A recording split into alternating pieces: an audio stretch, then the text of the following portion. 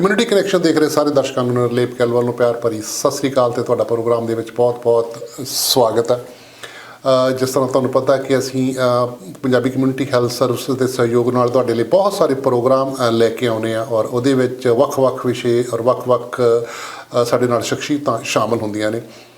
ਸੋ ਅਸੀਂ ਇੱਕ ਨਵਾਂ ਪ੍ਰੋਗਰਾਮ ਜੋ ਕਿ ਸਾਡੇ ਬਜ਼ੁਰਗ ਸੀਨੀਅਰ ਜੋ ਕਿ ਕੈਨੇਡਾ ਦੇ ਵਿੱਚ ਇਸ ਵੇਲੇ ਪੈਨਸ਼ਨ ਲੈ ਰਹੇ ਨੇ ਜਾਂ ਆਪਣਾ ਉਹਨਾਂ ਨੇ ਜਿਹੜਾ ਕਿੱਤਾ ਕਰਦੇ ਸੀ ਉਹਦੇ ਤੋਂ ਰਿਟਾਇਰਮੈਂਟ ਲੈ ਲਈ ਹੈ ਔਰ ਅੱਜ ਕੱਲ੍ਹ ਪਰਿਵਾਰਾਂ ਦੇ ਨਾਲ ਰਹਿ ਰਹੇ ਨੇ ਜਾਂ ਉਹ ਇਕੱਲੇ ਵੀ ਰਹਿ ਰਹੇ ਨੇ।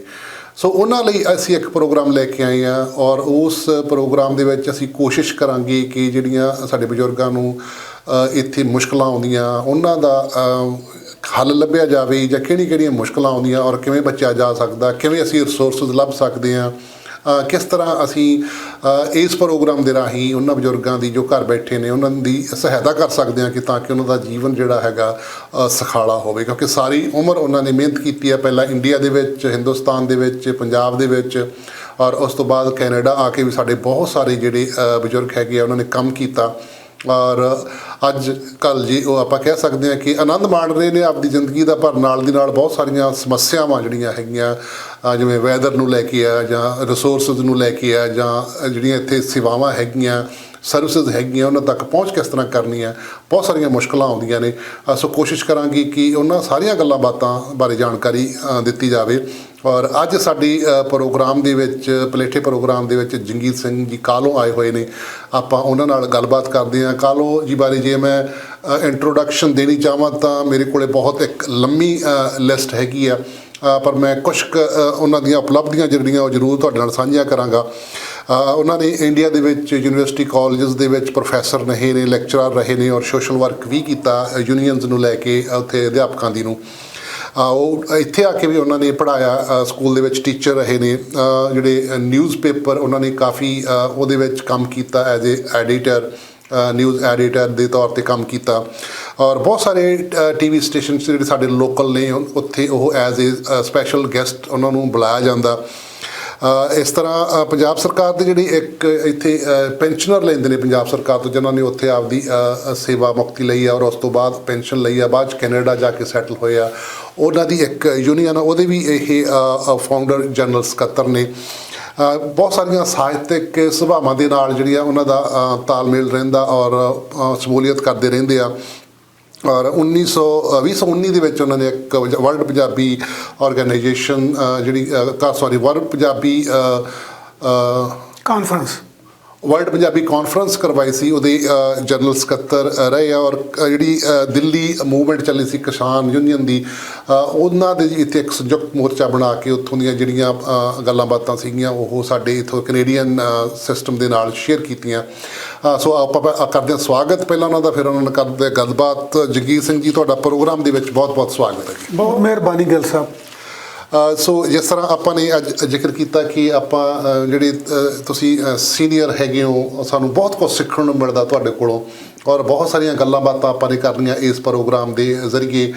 ਸਾਡੇ ਜਿੰਨੇ ਵੀ ਸੀਨੀਅਰ ਹੈਗੇ ਆ, ਚਾਹੇ ਉਹ ਘਰੇ ਬੈਠੇ ਆ, ਚਾਹੇ ਉਹ ਆਪਣੇ ਪ੍ਰੋਗਰਾਮਾਂ ਦੇ ਵਿੱਚ ਆਉਂਦੇ ਆ, ਚਾਹੇ ਕਿਤੇ ਵੀ ਦੁਨੀਆ ਦੇ ਵਿੱਚ, ਕਿਉਂਕਿ ਆਪਾਂ ਦੇਖਿਆ ਜਾਵੇ ਕੈਨੇਡਾ, ਅਮਰੀਕਾ, ਯੂਰਪ ਦੇ ਜਿੰਨੇ ਮੁਲਕ ਹੈਗੇ ਆ, ਨਿਊਜ਼ੀਲੈਂਡ, ਆਸਟ੍ਰੇਲੀਆ ਦੇ ਵਿੱਚ ਵੀ ਸੇਮ ਜਿਹੜੀਆਂ ਸਮੱਸਿਆਵਾਂ ਸਾਡੇ ਬਜ਼ੁਰਗਾਂ ਨੂੰ, ਸਾਡੇ ਯੰਗਸਟਰ ਨੂੰ, ਸਾਡੇ ਜਿਹੜੇ ਜਿੰਨੇ ਦੀ ਇਮੀਗ੍ਰਾਂਟਸ ਅਸੀਂ ਹੋ ਕੇ ਆਉਂਦੇ ਆ ਉਹਨਾਂ ਨੂੰ ਆਉਂਦੀਆਂ। ਆਪਾਂ ਕੋਸ਼ਿਸ਼ ਕਰਾਂਗੇ ਕਿ ਇਸ ਪ੍ਰੋਗਰਾਮ ਦੌਰਾਨ ਆਪਾਂ ਇੱਕ ਪਲੇਟਫਾਰਮ ਤਿਆਰ ਕਰ ਸਕੀਏ ਕਿ ਜਿੱਥੇ ਆਪਾਂ ਸਾਂਝੀ ਗੱਲਬਾਤ ਕਰ ਸਕੀਏ ਔਰ ਜਿਹੜੀਆਂ ਸਾਨੂੰ ਸਮੱਸਿਆਵਾਂ ਆਉਂਦੀਆਂ ਉਹਨਾਂ ਦਾ ਆਪਾਂ ਹੱਲ ਲੱਭ ਸਕੀਏ। ਔਰ ਜਿਸ ਤਰ੍ਹਾਂ ਤੁਸੀਂ ਜ਼ਿਕਰ ਕੀਤਾ ਸੀ ਕਿ ਤੁਸੀਂ ਇੰਡੀਆ ਦੇ ਵਿੱਚ ਵੀ ਪੜ੍ਹਾਇਆ ਹੈਗਾ ਔਰ ਕੈਨੇਡਾ ਦੇ ਵਿੱਚ ਵੀ ਆ ਕੇ ਤੁਸੀਂ ਟੀਚਰ ਰਹੇ ਹੋ, ਤੁਹਾਨੂੰ ਕੀ ਡਿਫਰੈਂਸ ਲੱਗਦਾ ਐਜੂਕੇਸ਼ਨ ਸਿਸਟਮ ਦੇ ਵਿੱਚ, ਕਿੰਨਾ ਫਰਕ ਹੈਗਾ? ਮੈਂ ਗਿੱਲ ਸਾਹਿਬ ਇੰਡੀਆ ਦੇ ਵਿੱਚ ਗੁਰੂ ਨਾਨਕ ਦੇਵ ਯੂਨੀਵਰਸਿਟੀ ਦੇ ਵਿੱਚ, ਗੁਰੂ ਨਾਨਕ ਦੇਵ ਯੂਨੀਵਰਸਿਟੀ ਅੰਮ੍ਰਿਤਸਰ 'ਚ ਅਤੇ ਜਿਹੜੇ ਡਿਫਰੈਂਟ ਗੌਰਮੈਂਟ ਕਾਲਜ ਆ ਪੰਜਾਬ ਦੇ ਉਹਨਾਂ ਦੇ ਵਿੱਚ ਪੜ੍ਹਾਇਆ ਹੈਗਾ। ਇੱਥੇ ਆ ਕੇ ਮੈਂ ਇੱਕ ਸਕੂਲ ਦੇ ਵਿੱਚ ਪੜ੍ਹਾਇਆ। ਮੇਰੀ ਸ਼ੁਰੂ ਤੋਂ ਹੀ ਇੱਛਾ ਸੀਗੀ ਕਿ ਮੈਂ ਸਕੂਲ 'ਚ ਪੜ੍ਹਾਉਂਦਾ, ਪਰ ਚਾਂਸ ਕਹਿ ਲਓ, ਕੁਦਰਤ ਕਹਿ ਲਓ, ਕੁਛ ਵੀ ਕਹਿ ਲਓ ਕਿ ਮੈਨੂੰ ਪੜ੍ਹਾਉਣ ਦਾ ਮੌਕਾ ਜਿਹੜਾ ਉਹ ਪਹਿਲਾਂ ਯੂਨੀਵਰਸਿਟੀ 'ਚ ਮਿਲਿਆ, ਫਿਰ ਕਾਲਜਸ ਦੇ ਵਿੱਚ ਮਿਲਿਆ। ਇੱਥੋਂ ਦਾ ਜਿਹੜਾ ਸਕੂਲ ਦਾ ਸਿਸਟਮ ਹੈਗਾ ਉਹ ਕਾਫੀ ਰਲਦਾ ਮਿਲਦਾ ਵੀ ਆ ਤੇ ਵੱਖਰਾ ਵੀ ਆ। ਰਲਦਾ ਮਿਲਦਾ ਇੱਦਾਂ ਆ ਕਿ ਇਹਦੇ ਵਿੱਚ ਜਿਹੜੇ ਪ੍ਰੋਗਰਾਮ ਹੈਗੇ ਆ, ਉਹ ਜਿੱਦਾਂ ontario ਸਕੂਲ ਬੋਰਡ ਹੈਗਾ, ਉਹ ਸਿਲੇਬਸ ਤਿਆਰ ਕਰਦਾ ਹੈਗਾ। ਸਕੂਲ ਜਿਹੜੇ ਆ ਉਸ ਸਿਲੇਬਸ ਨੂੰ ਫਾਲੋ ਕਰਦੇ ਆ, ਉਹਨਾਂ ਹਦਾਇਤਾਂ ਨੂੰ ਫਾਲੋ ਕਰਦੇ ਹੈਗੇ ਆ ਜਿਹੜੀਆਂ ਟੋਰਾਂਟੋ ਸਕੂਲ ਐਜੂਕੇਸ਼ਨ ਬੋਰਡ ਵੱਲੋਂ ਦਿੱਤੀਆਂ ਜਾਂਦੀਆਂ। ਪਰ ਫਰਕ ਇੱਥੇ ਹੈਗਾ ਕਿ ਇੰਡੀਆ ਦੇ ਵਿੱਚ ਜਿਹੜੀ ਸਕੂਲਿੰਗ ਹੈਗੀ ਆ, ਉਹ ਬੱਚੇ ਦੇ ਉੱਤੇ ਇੱਕ ਬਹੁਤ ਪ੍ਰੈਸ਼ਰ ਹੁੰਦਾ ਹੈਗਾ। ਛੋਟੇ ਬੱਚੇ ਨੂੰ ਪਹਿਲਾਂ ਤਾਂ ਉੱਥੇ ਇੰਡੀਆ 'ਚ ਅੱਜ ਕੱਲ੍ਹ ਗਿੱਲ ਸਾਹਿਬ ਬੱਚੇ ਨੂੰ ਸਕੂਲ 'ਚ ਦਾਖਲ ਕਰਾਉਣਾ ਇੱਕ ਬਹੁਤ ਵੱਡੀ ਪ੍ਰੋਬਲਮ ਆ। ਕਿਉਂਕਿ ਜਿਹੜੀ ਪਬਲਿਕ ਐਜੂਕੇਸ਼ਨ ਹੈ, ਯਾਨੀ ਕਿ ਜਿਹੜੀ ਸਰਕਾਰ ਵੱਲੋਂ ਐਜੂਕੇਸ਼ਨ ਦਿੱਤੀ ਜਾਂਦੀ ਸੀਗੀ, ਉਹ ਬਹੁਤ ਘਟ ਗਈ ਆ ਔਰ ਜ਼ਿਆਦਾ ਹਿੱਸਾ ਜਿਹੜਾ ਹੈਗਾ ਉਹ ਪ੍ਰਾਈਵੇਟਾਈਜੇਸ਼ਨ ਹੋ ਗਈ ਹੈਗੀ ਆ। ਜਿਹੜੀ ਐਜੂਕੇਸ਼ਨ ਦੀ ਪ੍ਰਾਈਵੇਟਾਈਜੇਸ਼ਨ ਹੈ ਉਹਦੇ ਵਿੱਚ, ਕਿਉਂਕਿ ਪ੍ਰਾਈਵੇਟਾਈਜੇਸ਼ਨ ਜਿਹੜੀ ਆ ਗਿੱਲ ਸਾਹਿਬ ਤੁਸੀਂ ਅੰਡਰਸਟੈਂਡ ਕਰਦੇ ਆ, ਸਾਡੇ ਜਿਹੜੇ ਲਿਸਨਰ ਆ, ਦਰਸ਼ਕ ਆ, ਉਹ ਵੀ ਅੰਡਰਸਟੈਂਡ ਕਰਦੇ ਆ ਕਿ ਇਹ ਆਮ ਤੌਰ ਦੇ ਉੱਤੇ ਮੁਨਾਫੇ ਵਾਸਤੇ ਕੀਤੀ ਜਾਂਦੀ ਆ। ਪ੍ਰਾਈਵੇਟਾਈਜੇਸ਼ਨ ਮੀਨਸ ਕਿ ਮੁਨਾਫੇ ਵਾਸਤੇ ਜੋ ਵੀ ਕੀਤਾ ਜਾ ਰਿਹਾ ਹੈਗਾ, ਬਿਜ਼ਨਸ ਆ, ਬਿਜ਼ਨਸ ਹੈ, ਇਹ ਪ੍ਰੋਫਿਟ ਹੈਗਾ।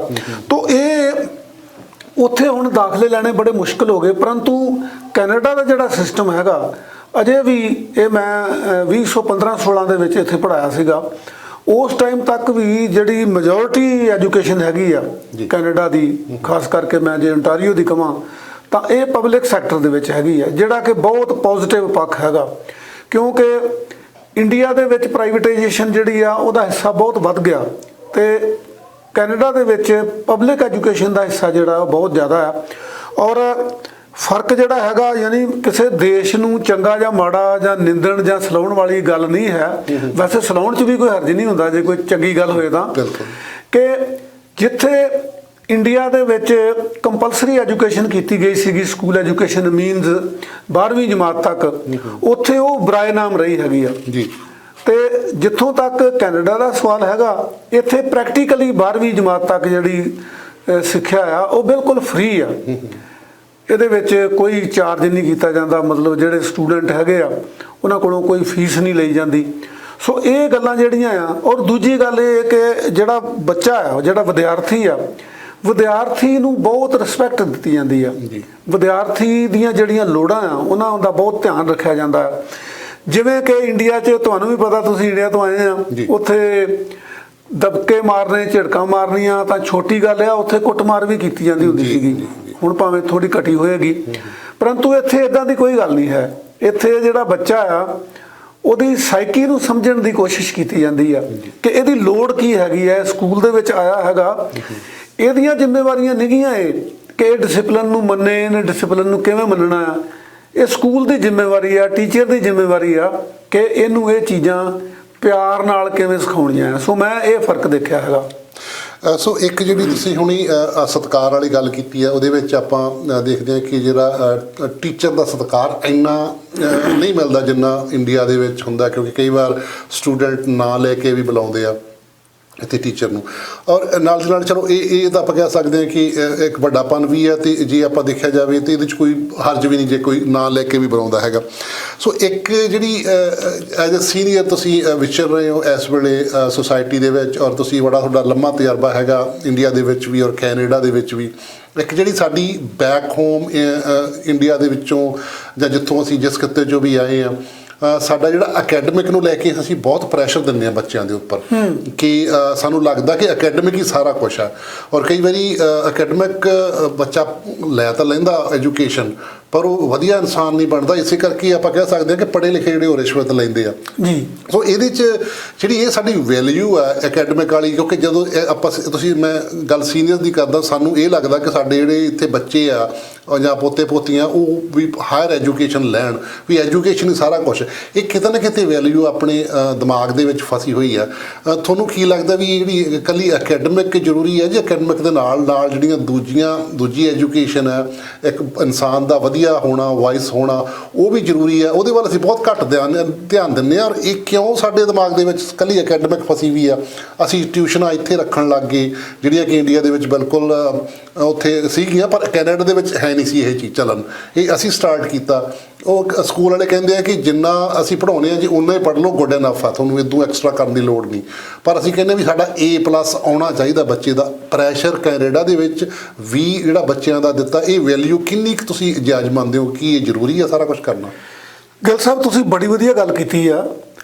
ਇਹਦੇ ਵਿੱਚ ਇੱਕ ਮੁੱਢਲਾ ਸਵਾਲ ਜਿਹੜਾ ਉਹ ਇਹ ਆ ਕਿ ਜਿਹੜੇ ਅਸੀਂ ਮਾਈਗ੍ਰੇਟ ਕੀਤੇ ਆ ਨਾ, ਜਿਨ੍ਹਾਂ ਨੇ ਅਸੀਂ ਪ੍ਰਵਾਸ ਧਾਰਨ ਕੀਤਾ ਆ, ਅਸੀਂ ਬੈਕ ਹੋਮ, ਖਾਸ ਕਰਕੇ ਅਸੀਂ ਦੋਨੇ ਪੰਜਾਬ ਤੋਂ ਆਏ ਆ, ਭਾਰਤ ਤੋਂ ਆਏ ਆ, ਉਹਦੇ ਵਿੱਚ ਇਹ ਆ ਕਿ ਇੰਡੀਆ ਦੇ ਵਿੱਚ ਇਹ ਵੈਲਿਊ ਪਤਾ ਨਹੀਂ ਕਦੋਂ ਤੋਂ ਕੁੱਟ-ਕੁੱਟ ਕੇ ਭਰੀ ਆ ਮਾਪਿਆਂ ਦੇ ਦਿਮਾਗ ਦੇ ਵਿੱਚ ਕਿ ਅਕਾਦਮਿਕਤਾ ਜਿਹੜੀ ਆ ਨਾ ਇਹੀ ਸਭ ਕੁਝ ਆ।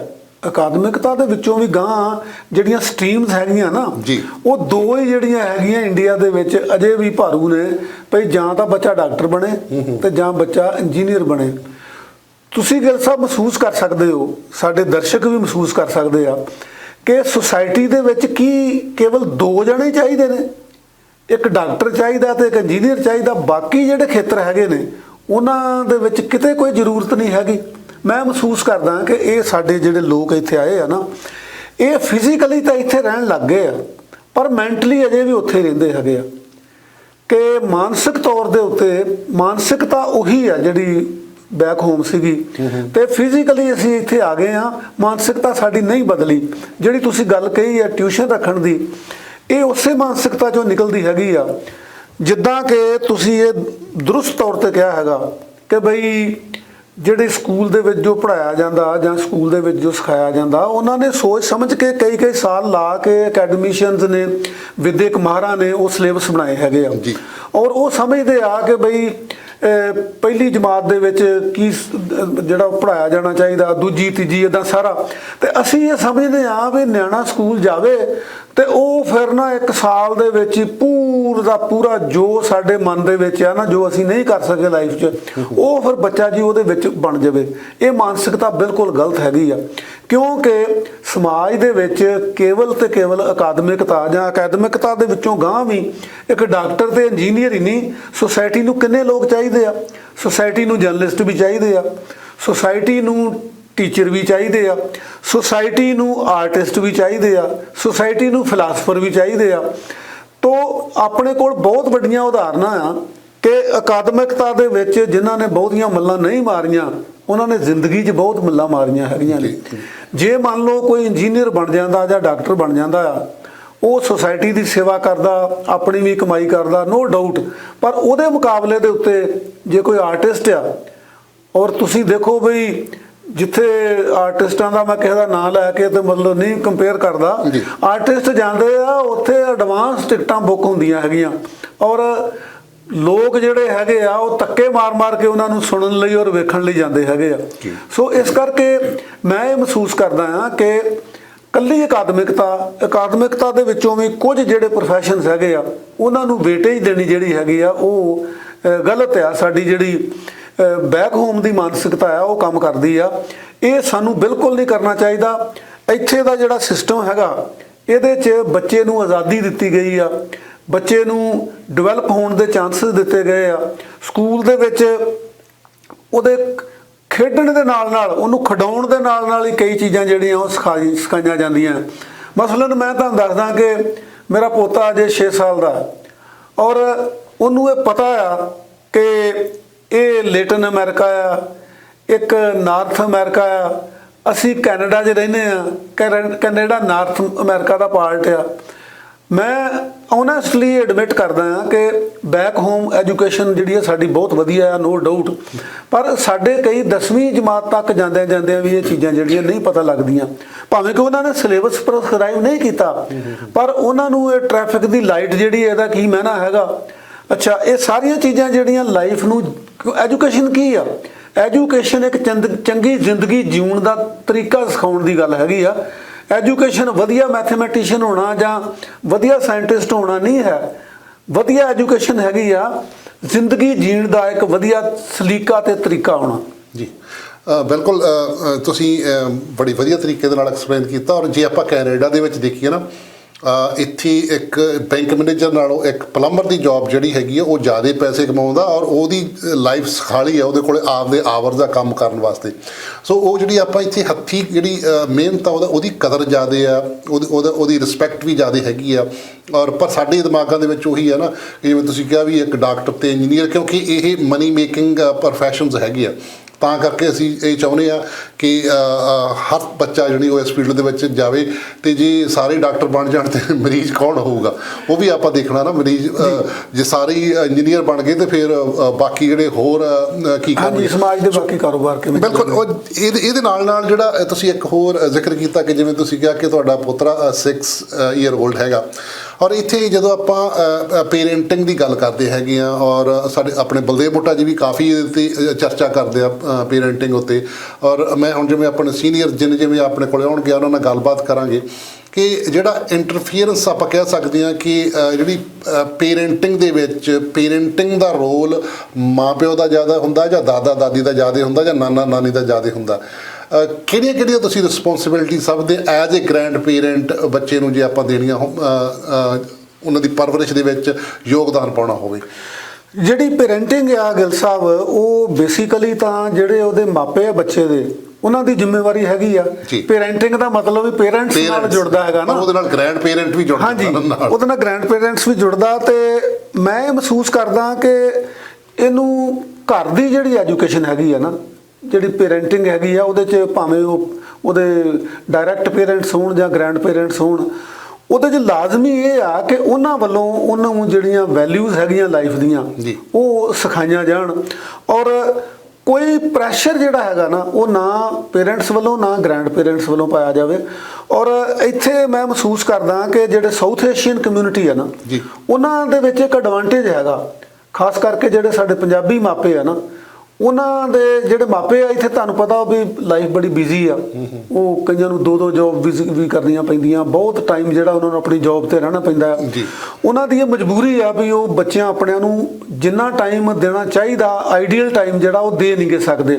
ਪਰ ਇੱਕ ਉਹਨਾਂ ਦੇ ਲਈ ਐਡਵਾਂਟੇਜ ਵੀ ਆ ਕਿ ਉਹਨਾਂ ਦੇ ਬੱਚੇ ਗ੍ਰੈਂਡ ਪੇਰੈਂਟਸ ਕੋਲ ਰਹਿੰਦੇ ਆ। ਔਰ ਇਹ ਮੈਂ ਇੱਕ ਐਜੂਕੇਸ਼ਨ ਦਾ ਕਰਿੰਦਾ ਰਿਹਾ ਹੈਗਾ, ਸਮਝ ਲਓ, ਮਤਲਬ ਸਟੂਡੈਂਟ ਆ ਮੈਂ ਐਜੂਕੇਸ਼ਨ ਦਾ। ਤੇ ਮੇਰਾ ਇਹ ਤਜਰਬਾ ਆ ਕਿ ਜਿਹੜੀ ਐਜੂਕੇਸ਼ਨ ਮਾਪੇ ਘਰ ਦੇ ਵਿੱਚ ਦੇ ਸਕਦੇ ਹੈਗੇ ਆ, ਜੋ ਸੰਸਕਾਰ ਘਰ ਦੇ ਵਿੱਚ ਦੇ ਸਕਦੇ ਆ, ਉਹ ਦੇਣੇ ਬਹੁਤ ਲਾਜ਼ਮੀ ਆ। ਜਿੱਦਾਂ ਹੁਣ ਫਾਰ ਐਗਜ਼ਾਮਪਲ ਇੱਥੇ ਜਿਹੜੇ ਗ੍ਰੈਂਡ ਪੇਰੈਂਟਸ ਆ, ਉਹਨਾਂ ਕੋਲੋਂ ਬੱਚੇ ਪੰਜਾਬੀ ਦੇ ਲਫ਼ਜ਼ ਸਿੱਖ ਲੈਂਦੇ ਆ ਸੁੱਤੇ ਸਿੱਧ।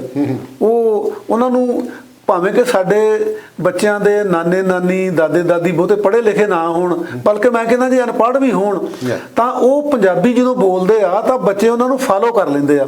ਸੋ ਇੱਕ ਤਾਂ ਆਪਣੀਆਂ ਉਹ ਚੀਜ਼ਾਂ ਜਿਹੜੀਆਂ ਉਹ ਇਹ ਸਿੱਖਦੇ ਹੈਗੇ ਆ ਕਿ ਲੈਂਗੁਏਜ। ਫਿਰ ਕਲਚਰ ਸਿੱਖਣ ਦੀ ਗੱਲ ਆ। ਜਿੱਦਾਂ ਤੁਸੀਂ ਮੇਰੇ ਨਾਲੋਂ ਜੇ ਵੱਡੇ ਹੋਵੋ ਤਾਂ ਮੈਂ ਕਹਾਂਗਾ ਵੀ ਤੁਸੀਂ। ਇਸੇ ਤਰ੍ਹਾਂ ਆਪਣੇ ਫਾਦਰ ਨੂੰ ਅਸੀਂ ਤੂੰ ਨਹੀਂ ਗੇ ਕਹਿੰਦੇ, ਕਿਉਂਕਿ ਇੰਗਲਿਸ਼ ਦੇ ਵਿੱਚ ਜਦੋਂ ਟਰਾਂਸਲੇਟ ਕੀਤੀ ਜਾਂਦੀ ਆ ਤੇ ਯੂ ਦੀ ਟਰਾਂਸਲੇਸ਼ਨ ਜਿਹੜੀ ਆ ਇੱਥੋਂ ਦੇ ਹਿਸਾਬ ਨਾਲ ਤੂੰ ਬਣਦੀ ਹੈਗੀ ਆ, ਪਰ ਸਾਡੇ ਬੈਕ ਹੋਮ ਕਲਚਰ ਦੇ ਹਿਸਾਬ ਨਾਲ ਤੁਸੀਂ ਬਣਦੀ ਹੈਗੀ ਆ। ਇਹ ਚੀਜ਼ਾਂ ਮੈਂ ਤੁਹਾਨੂੰ ਹੈਰਾਨ ਹੋ ਗਿਆ ਗਿੱਲ ਸਾਹਿਬ। ਕੱਲ ਸਾਡੇ ਘਰ ਇੱਕ ਲੇਡੀ ਆਈ, ਉਹ 4 ਕੁ ਮਹੀਨੇ ਹੋ ਗਏ ਉਹਦੇ ਹਸਬੈਂਡ ਦੀ ਡੈਥ ਹੋ ਗਈ ਆ। ਸ਼ੀ ਹੈਜ਼ ਬਿਕਮ ਵਿਡੋ, ਤੇ ਉਹਦਾ ਨਾਲ ਛੋਟਾ ਬੱਚਾ ਸੀਗਾ। ਤੇ ਅਸੀਂ ਬੇਟੇ ਨੇ ਪੁੱਛਿਆ, ਮਤਲਬ ਮੇਰੇ ਗ੍ਰੈਂਡਸਨ ਨੇ, ਵੀ ਇਹਦੇ ਡੈਡੀ, ਤੇ ਉਹਨਾਂ ਨੇ ਦੱਸਿਆ ਵੀ ਉਹਨਾਂ ਦੀ ਡੈਥ ਹੋ ਗਈ, ਐਕਸਪਾਇਰ ਹੋ ਗਏ ਆ। ਔਰ ਮੈਂ ਹੈਰਾਨ ਹੈ ਗਿੱਲ ਸਾਹਿਬ, 6 ਸਾਲ ਦਾ ਬੱਚਾ ਕਹਿੰਦਾ ਵੈਰੀ ਸੈਡ। ਮਤਲਬ ਉਹਨੂੰ ਇਹ ਸਿਖਾਇਆ ਨਹੀਂ ਕਿ ਜੇ ਕਿਸੇ ਦੀ ਡੈਥ ਹੋਵੇ ਤਾਂ ਉੱਥੇ ਆਪਾਂ ਕੀ ਕਹਿਣਾ ਹੈਗਾ, ਪਰੰਤੂ ਵਾਤਾਵਰਨ ਦੇ ਵਿੱਚ ਜੋ ਬੱਚੇ ਦੇਖਦੇ ਆ ਉਹ ਸਿੱਖਦੇ ਆ। ਔਰ ਪੇਰੈਂਟਿੰਗ ਜਿਹੜੀ ਹੈਗੀ ਹੈ ਜੀ, ਉਹ ਮੈਂ ਸਮਝਣਾ ਵੀ ਪੇਰੈਂਟਸ ਹੋਣ ਜਾਂ ਗ੍ਰੈਂਡ ਪੇਰੈਂਟਸ ਹੋਣ, ਇਹ ਬੇਸਿਕ ਰਿਸਪੌਂਸਿਬਿਲਿਟੀ ਜਿਹੜੀ ਆ ਉਹ ਉਹਨਾਂ ਦੀ ਆ। ਔਰ ਉਹਨਾਂ ਨੂੰ ਸਾਰਾ ਬਿਹੇਵ ਜਿਹੜਾ ਹੈਗਾ ਆਪਣੇ ਘਰ ਦੇ ਵਿੱਚ, ਫੈਮਿਲੀ ਦੇ ਵਿੱਚ, ਇਸ ਤਰੀਕੇ ਨਾਲ ਕਰਨਾ ਚਾਹੀਦਾ ਆ ਕਿ ਅਸੀਂ ਭਾਵੇਂ ਸੁਚੇਤ ਤੌਰ ਤੇ ਨਹੀਂ ਸਿਖਾ ਰਹੇ, ਪਰ ਅਚੇਤ ਤੌਰ ਦੇ ਉੱਤੇ ਬੱਚਾ ਜਿਹੜਾ ਨਾ ਉਹ ਸਾਨੂੰ ਵੇਖ ਵੇਖ ਕੇ ਸਿੱਖ ਰਿਹਾ ਆ। ਹਸਬੈਂਡ ਵਾਈਫ ਯਾਨੀ ਬੱਚੇ ਦੇ ਮਾਂ ਪਿਓ ਇੱਕ ਦੂਜੇ ਨੂੰ ਕਿੱਦਾਂ ਐਡਰੈਸ ਕਰਦੇ ਆ, ਪਿਆਰ ਨਾਲ ਕਰਦੇ ਆ, ਲੜਦੇ ਆ ਕਿਵੇਂ ਆ, ਇਹਨਾਂ ਸਾਰੀਆਂ ਚੀਜ਼ਾਂ ਦਾ ਅਸਰ ਜਿਹੜਾ ਹੈਗਾ ਉਹ ਬੱਚੇ ਦੇ ਉੱਤੇ ਪੈਂਦਾ ਹੈਗਾ। ਔਰ ਜਿਨ੍ਹਾਂ ਬੱਚਿਆਂ ਨੂੰ ਬਚਪਨ 'ਚ ਪਿਆਰ ਨਹੀਂ ਗਾ ਮਿਲਦਾ, ਉਹ ਫਿਰ ਵੱਡੇ ਹੋ ਕੇ ਵਧੀਆ ਇਨਸਾਨ ਬਣਨ ਦੀਆਂ ਸੰਭਾਵਨਾ ਉਹਨਾਂ ਦੀਆਂ ਨਹੀਂ ਰਹਿੰਦੀਆਂ। ਸੋ ਇਸ ਕਰਕੇ ਪੇਰੈਂਟਸ ਤੇ ਗ੍ਰੈਂਡ ਪੇਰੈਂਟਸ ਜਿਹੜੇ ਦੋਨੇ ਹੀ ਆ, ਉਹਨਾਂ ਦਾ ਇਹ ਫਰਜ਼ ਬਣਦਾ ਆ ਕਿ ਜਿੱਦਣ ਉਹਨਾਂ ਦੇ ਬੱਚੇ ਹੋ ਜਾਂਦੇ ਆ ਉਦਣ ਦੇ should learn how to grow with their children. ਆਪਣੇ ਬੱਚਿਆਂ ਦੇ ਨਾਲ ਨਾਲ ਉਹਨਾਂ ਨੇ ਕਿਵੇਂ ਵੱਡੇ ਹੋਣਾ ਹੈਗਾ, ਮਤਲਬ ਕਿ ਬਚਪਨ ਤੋਂ ਸ਼ੁਰੂ ਕਰਕੇ ਉਹਨਾਂ ਨੂੰ ਫਿਰ ਉੱਪਰ ਨੂੰ ਹੋਣਾ ਚਾਹੀਦਾ ਆ। ਮੈਂ ਸਮਝਦਾ ਵੀ ਪੇਰੈਂਟਿੰਗ ਦੇ ਵਿੱਚ ਪੇਰੈਂਟਸ ਦੀ ਔਰ ਗ੍ਰੈਂਡ ਪੇਰੈਂਟਸ ਦੀ ਬੇਸਿਕ ਰਿਸਪੌਂਸਿਬਿਲਿਟੀ ਹੈ ਜੀ। ਬਿਲਕੁਲ, ਖਾਸ ਕਰਕੇ ਜਿਵੇਂ ਆਪਾਂ ਜਿਹੜੇ ਮੇਨ ਤੁਸੀਂ ਕਿਹਾ ਜਿਵੇਂ ਡਿਸਿਪਲਿਨ ਹੈਗਾ ਉਹ ਪੇਰੈਂਟਸ ਕਰਨ, ਗ੍ਰੈਂਡ ਪੇਰੈਂਟਸ ਦਾ ਫਰਜ਼ ਹੈਗਾ ਕਿ ਉਹ ਵੈਲਿਊਜ਼ ਦੇਣ। ਜਿਵੇਂ ਆਪਣਾ ਸਾਖੀਆਂ ਸਟੋਰੀਆਂ ਸੁਣਾ ਕੇ ਰਿਲੀਜਨ ਦੇ ਨਾਲ ਜੋੜਿਆ ਜਾ ਸਕਦਾ। ਬਹੁਤ ਸਾਰੀ ਜਿਹੜੀ ਹੈਗੀ ਆ, ਜਿਵੇਂ ਪੰਜਾਬੀ ਆ, ਹਿੰਦੀ ਆ, ਉਰਦੂ ਆ, ਜੋ ਵੀ ਆਪਾਂ ਘਰਾਂ ਦੇ ਵਿੱਚ ਬੋਲਦੇ ਹਾਂ ਬੈਕ ਹੋਮ ਤੋਂ, ਉਹ ਸਿਖਾਈ ਜਾ ਸਕਦੀ ਆ। ਔਰ ਉਹਦੇ ਨਾਲ ਨਾਲ ਜਗੀਰ ਸਿੰਘ ਜੀ, ਮੈਨੂੰ ਲੱਗਦਾ ਕਿ ਜਦੋਂ ਆਪਾਂ ਵੈਲਿਊਜ਼ ਦੀ ਗੱਲ ਕਰਦੇ ਹਾਂ ਨਾ, ਆਪਾਂ ਬਹੁਤ ਸਾਰੀਆਂ ਜਿਹੜੀਆਂ ਵੈਲਿਊਜ਼ ਆ ਉਹ ਵੈਸੇ ਹੀ ਸਮਾਜ ਦੇ ਵਿੱਚ ਬੈਕ ਹੋਮ ਤੁਰਿਆ ਫਿਰਦਿਆਂ ਨੇ ਸਿੱਖ ਲਈਆਂ। ਹੁਣ ਸੁਸਾਇਟੀ ਤੋਂ ਬਹੁਤ ਕੁਛ ਸਿੱਖਿਆ ਆਪਾਂ ਨੇ, ਜਿਹੜੀਆਂ ਆਪਣੀਆਂ ਉਦੋਂ ਜਦੋਂ ਸੈੱਲ ਫੋਨ ਵੀ ਨਹੀਂ ਹੁੰਦੇ ਸੀ ਤਾਂ ਉਦੋਂ ਜੇ ਕੋਈ ਬੱਚਾ ਕਾਲਜ ਸਕੂਲ ਜਾਂਦਾ ਸੀ ਤਾਂ ਉਹਨੂੰ ਡਰ ਹੁੰਦਾ ਸੀ ਕਿ ਮੇਰੇ ਪਹੁੰਚਣ ਤੋਂ ਪਹਿਲਾਂ ਘਰੇ ਖਬਰ ਪਹੁੰਚ ਜਾਣੀ ਹੈ। ਇੱਕ ਬਾਉਂਡਰੀਜ਼ ਦੇ ਵਿੱਚ ਆਪਾਂ ਰਹਿੰਦੇ ਸੀਗੇ। ਸੋ ਇੱਥੇ ਉਹ ਚੀਜ਼ਾਂ ਹੈ ਨਹੀਂ ਗੀਆਂ। ਇੱਥੇ ਆਪਾਂ ਨੂੰ ਗੁਆਂਢੀ ਦਾ ਨਹੀਂ ਪਤਾ ਕੀ ਕਰ ਰਿਹਾ, ਬਾਹਲੀ ਦੂਰ ਤਾਂ ਆਪਾਂ ਜਾਂਦੇ ਨਹੀਂਗੇ। ਔਰ ਉਹਦੇ ਨਾਲ ਨਾਲ ਜਦੋਂ ਆਪਾਂ ਇਹਨਾਂ ਵੈਲਿਊਜ਼ ਦੀ ਗੱਲ ਕਰਦੇ ਹਾਂ, ਵੈਲਿਊਜ਼ ਅਸੀਂ ਸੁੱਤੇ ਸਿੱਧ ਸਿੱਖ ਲਈਆਂ, ਪਰ ਇੱਥੇ ਸਾਨੂੰ ਬੋਲ ਕੇ ਦੱਸਣਾ ਪੈਂਦਾ। ਹਰ ਚੀਜ਼ ਤੁਹਾਨੂੰ ਸਿਖਾਉਣੀ ਪੈਂਦੀ ਹੈ, ਟੇਬਲ ਟਾਕ ਕਰਨੀ ਪੈਂਦੀ ਹੈ ਬੈਠ ਕੇ ਘਰੇ। ਖਾਣਾ, ਜਿਵੇਂ ਖਾਣੇ ਵਾਲਾ ਮੇਜ਼ ਇਕੱਲਾ ਖਾਣ ਵਾਸਤੇ ਨਹੀਂਗਾ, ਉਹ ਵੈਲਿਊਜ਼ ਦੇਣ ਵਾਸਤੇ ਵੀ ਉੱਥੇ ਆਪਾਂ ਪਰਿਵਾਰ ਸਾਰਾ ਬੈਠ ਕੇ ਦੁੱਖ ਸੁੱਖ ਵੀ ਕਰਦੇ ਹਾਂ। ਸੋ ਇਹ ਜਿਹੜੀਆਂ ਚੀਜ਼ਾਂ ਇੱਥੋਂ ਦੀਆਂ ਆਪਾਂ ਜੇ ਦੇਖਿਆ ਜਾਵੇ ਆਪਾਂ ਨੂੰ ਆਪਾਂ ਅਪਣਾ ਲਈਏ ਉਹ ਚੀਜ਼ਾਂ, ਫਿਰ ਕਿਹੜੀਆਂ ਬੋਲ ਕੇ ਸਿਖਾਉਣਾ ਜਾਂ ਤੁਸੀਂ ਗੱਲਬਾਤ ਕਰਕੇ ਸਿਖਾਉਣਾ। ਸੋ ਉਹਦੇ ਨਾਲ ਆਪਾਂ ਕਹਿ ਸਕਦੇ ਹਾਂ ਕਿ ਬੱਚਾ ਜ਼ਿਆਦਾ ਸਿੱਖਦਾ ਰਾਦਰ ਦਿਨ ਕਿ ਆਪਾਂ ਜਿਵੇਂ ਤੁਰੇ ਫਿਰਦੇ ਸੁਸਾਇਟੀ ਤੋਂ ਸਿੱਖ ਗਏ। ਇੱਥੇ ਸੁਸਾਇਟੀ ਹੈ ਹੀ ਨਹੀਂ, ਤੁਸੀਂ ਘਰ ਦੇ ਦੂਜੇ ਤੀਜੇ ਘਰ ਨੂੰ ਤਾਂ ਜਾਣਦੇ ਹੀ ਨਹੀਂਗੇ। ਸੋ ਇਹ ਚੀਜ਼ਾਂ ਕਈ ਵਾਰੀ ਹੁਣ ਉਹਦੇ 'ਚ ਪੇਰੈਂਟਸ ਦੀ ਅਤੇ ਗ੍ਰੈਂਡ ਪੇਰੈਂਟਸ ਦੀ ਜ਼ਿਆਦਾ ਜ਼ਿੰਮੇਵਾਰੀ ਬਣ ਜਾਂਦੀ ਹੈ ਕਿ ਆਪਾਂ ਹੁਣ ਬੱਚਿਆਂ ਨੂੰ ਕਿਵੇਂ ਹੋਣਹਾਰ ਬਣਾਉਣਾ, ਕਿਵੇਂ ਉਹਨਾਂ ਨੂੰ ਵੈਲਿਊਜ਼ ਦੇਣੀਆਂ। ਔਰ ਇੱਥੇ ਇਹ ਵੀ ਨਹੀਂ ਹੈ ਕਿ ਆਪਾਂ ਛੋਟੀਆਂ ਛੋਟੀਆਂ ਗੱਲਾਂ ਬਾਤਾਂ ਕਰਕੇ ਉਹਨਾਂ ਨੂੰ ਹਦਾਇਤਾਂ ਦੇ ਕੇ ਤੇ ਨਿਬੇੜ ਦੇਣਾ ਜੀ ਵੀ ਇਹ ਜੇ ਤੂੰ ਸਿਗਰਟ ਨਹੀਂ ਪੀਣੀ, ਤੂੰ ਸ਼ਰਾਬ ਨਹੀਂ ਪੀਣੀ। ਇੱਕ ਕੋਈ ਸੈਂਟੈਂਸ ਜਿਹੜਾ ਪੂਰਾ ਕੰਪਲੀਟ ਆਪਦੇ ਆਪ ਦੇ ਵਿੱਚ ਇਹ ਬੱਚੇ ਨੂੰ ਕੋਈ ਸਿੱਖਿਆ ਨਹੀਂ ਦਿੰਦਾ। ਉਹਦੀ ਡਿਟੇਲਸ ਦੇ ਵਿੱਚ ਜਾਣਾ ਪੈਂਦਾ, ਬੱਚੇ ਨਾਲ ਗੱਲਬਾਤ ਕਰਨੀ ਪੈਂਦੀ ਆ, ਸਮਾਂ ਦੇਣਾ ਪੈਂਦਾ। ਸੋ ਇਹਦੇ ਨਾਲ ਨਾਲ ਜੇ ਆਪਾਂ ਗੱਲਬਾਤ ਕਰੀਏ, ਜਿਹੜੀ ਫਰਸਟ੍ਰੇਸ਼ਨ ਆ ਆਪਣੇ ਸੀਨੀਅਰਸ ਦੇ ਵਿੱਚ, ਕਈ ਜਿਹੜੇ ਆਪਣੇ ਇੰਡੀਆ ਤੋਂ ਚੰਗੀਆਂ ਜੋਬਾਂ ਕਰਦੇ ਆਏ ਆ ਜਾਂ ਉੱਥੇ ਉਹਨਾਂ ਦਾ ਰਹਿਣ ਸਹਿਣ ਵਧੀਆ ਸੀ, ਇੱਥੇ ਵੀ ਵਧੀਆ ਬੇਸ਼ੱਕ, ਬਟ ਕਿਤੇ ਨਾ ਕਿਤੇ ਜਿਹੜੀ ਉਹ ਘੁੱਟਣ ਜਿਹੜੀ ਹੈਗੀ ਆ ਮਹਿਸੂਸ ਹੁੰਦੀ ਆ, ਫਰਸਟ੍ਰੇਟ ਫੀਲ ਕਰਦੇ ਆ ਸੀਨੀਅਰ ਸਾਡੇ। ਉਹ ਹੁਣ ਜੇ ਖਾਸ ਕਰਕੇ ਜਦੋਂ ਆਪਾਂ ਸਨੋ ਦਾ ਟਾਈਮ ਆਉਂਦਾ ਉਦੋਂ ਉਹਨਾਂ ਕੋਲ ਸਮਾਂ ਜਿਹੜਾ ਜ਼ਿਆਦਾ ਘਰੇ ਬਿਤਾਉਣਾ ਪੈਂਦਾ, ਬਾਹਰ ਘੱਟ ਸਮਾਂ ਬਿਤਾਉਂਦੇ ਆ। ਸੋ ਉਹ ਜਿਹੜੀ ਫਰਸਟ੍ਰੇਸ਼ਨ ਕਿਤੇ ਨਾ ਕਿਤੇ ਤੁਸੀਂ ਦੇਖਦੇ ਹੋ ਜਦੋਂ ਤੁਸੀਂ ਗੱਲਬਾਤ ਕਰਦੇ ਹੋ ਸੀਨੀਅਰਸ ਦੇ ਨਾਲ, ਹੈ ਇਹ ਕਿ ਨਹੀਂ ਤੁਹਾਡੇ ਹਿਸਾਬ ਦੇ ਨਾਲ? ਇਹ ਬਿਲਕੁਲ ਹੈਗੀ ਹੈ ਜੀ। ਸਾਡੇ ਜਿਹੜੇ ਸੀਨੀਅਰਸ ਨੇ ਉਹ ਗਿੱਲ ਸਾਹਿਬ ਦੋ ਕਿਸਮ ਦੇ ਨੇ। ਇੱਕ ਤਾਂ ਉਹ ਨੇ ਕਿ ਜਿਹੜੇ ਕਦੀ ਕਿਸੇ ਸ਼ਹਿਰ 'ਚ ਵੀ ਨਹੀਂ ਰਹੇ ਹੈਗੇ, ਮਸਲਨ ਬਠਿੰਡੇ ਜ਼ਿਲ੍ਹੇ ਦਾ ਕੋਈ ਪਿੰਡ ਆ ਤੇ ਉਹ ਪਿੰਡ 'ਚ ਰਹਿੰਦੇ ਸੀਗੇ, ਉਹ ਬਠਿੰਡੇ ਵੀ ਨਹੀਂ ਰਹੇ ਹੈਗੇ, ਉਹ ਮਾਨਸਾ ਵੀ ਨਹੀਂ ਰਹੇ ਹੈਗੇ, ਉਹ ਮੋਗੇ ਵੀ ਨਹੀਂ ਰਹੇ ਹੈਗੇ। ਤੇ ਉਹਨਾਂ ਦੇ ਬੱਚੇ ਜਿਹੜੇ ਹੈਗੇ ਆ ਉਹ ਇੱਧਰ ਆ ਗਏ ਤੇ ਪੇਰੈਂਟਸ ਕੈਟੇਗਰੀ ਦੇ ਵਿੱਚ ਉਹ ਮਾਪੇ ਵੀ ਆ ਗਏ। ਉਹ ਮਾਪੇ ਹੁਣ ਜਿਹੜੇ ਆ ਜੀ, ਉਹਨਾਂ ਨੇ ਇੱਕ ਪਿੰਡ ਦਾ ਕਲਚਰ ਦੇਖਿਆ ਹੈਗਾ। ਉਹਨਾਂ ਨੇ ਛੋਟੇ ਸ਼ਹਿਰ ਦਾ, ਵੱਡੇ ਸ਼ਹਿਰ ਦਾ ਤਾਂ ਕੀ ਦੇਖਣਾ, ਉਹਨਾਂ ਨੇ ਛੋਟੇ ਸ਼ਹਿਰ ਦਾ ਵੀ ਨਹੀਂ ਕਲਚਰ ਦੇਖਿਆ ਹੈਗਾ। ਉਹਨਾਂ ਦਾ ਤੁਸੀਂ ਇੱਦਾਂ ਸਮਝ ਲਓ ਕਿ ਤੁਹਾਨੂੰ ਯਾਦ ਹੋਣਾ ਕਿ ਇੰਡੀਆ ਦੇ ਵਿੱਚ ਜਿਹੜਾ ਅੱਖਾਂ ਦਾ ਆਪਰੇਸ਼ਨ ਕਰਦੇ ਹੁੰਦੇ ਸੀਗੇ ਨਾ ਜੀ, ਉਹ ਆਪਰੇਟ ਕਰਨ ਤੋਂ ਬਾਅਦ ਨਾ ਇੱਕ ਹਰੀ ਪੱਟੀ ਬੰਨ੍ਹ ਦਿੰਦੇ ਸੀਗੇ। ਹਰੀ ਪੱਟੀ ਇਸ ਕਰਕੇ ਬੰਨ੍ਹਦੇ ਸੀਗੇ ਕਿ ਅੱਖਾਂ ਦੇ ਵਿੱਚ ਲਾਈਟ ਜਿਹੜੀ ਆ ਉਹ ਨਾ ਪਵੇ। ਤੇ ਕੁਛ ਦਿਨਾਂ ਬਾਅਦ ਫਿਰ ਜਦੋਂ ਉਹ ਲਾਈਟ ਝੱਲਣ ਜੋਗੀਆਂ ਹੋ ਜਾਂਦੀਆਂ ਸੀਗੇ ਨਾ ਅੱਖਾਂ, ਫਿਰ ਉਹ ਪੱਟੀ ਖੋਲ੍ਹ ਦਿੰਦੇ ਸੀਗੇ।